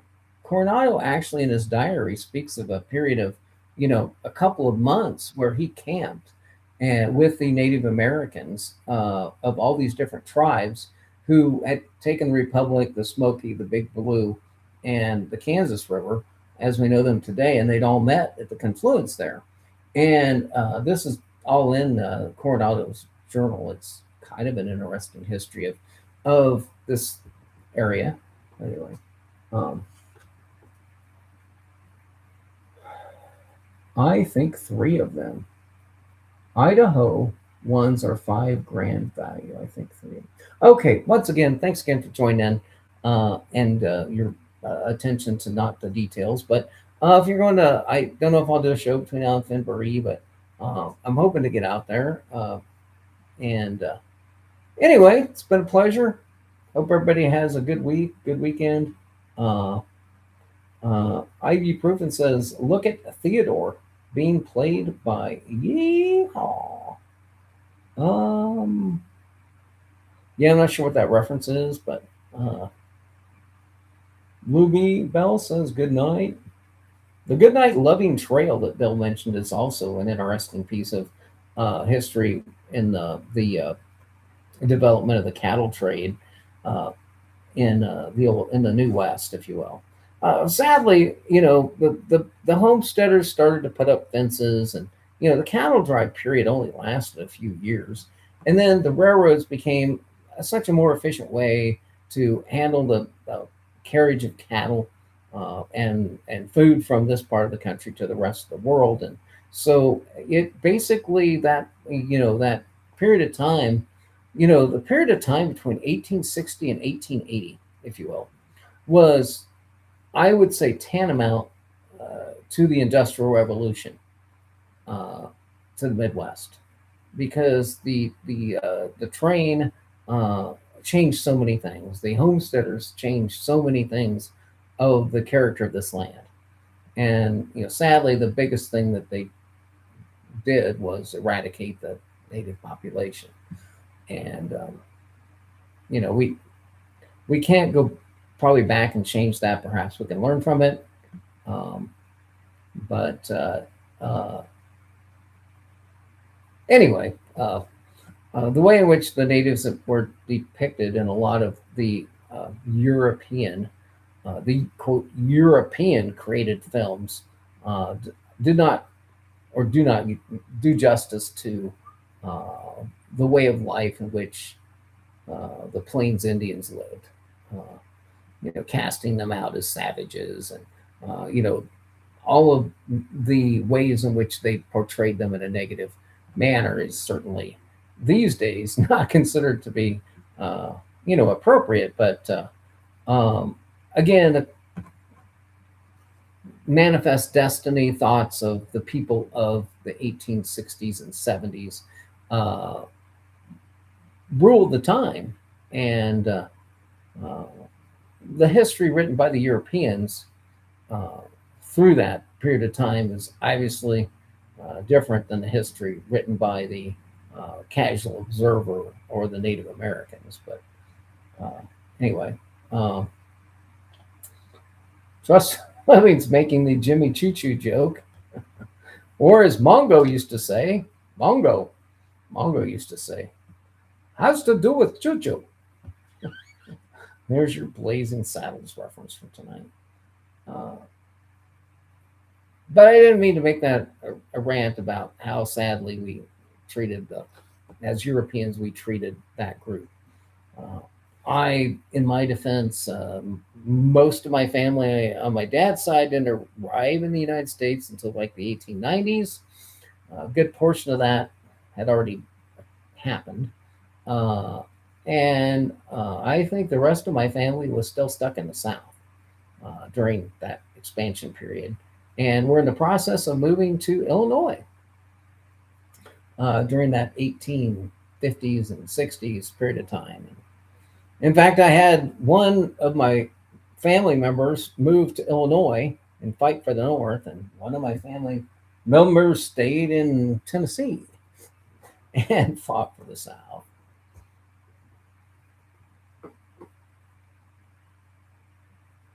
Okay, I just rambled. All right, have a good night. Good night. Good night. Good night.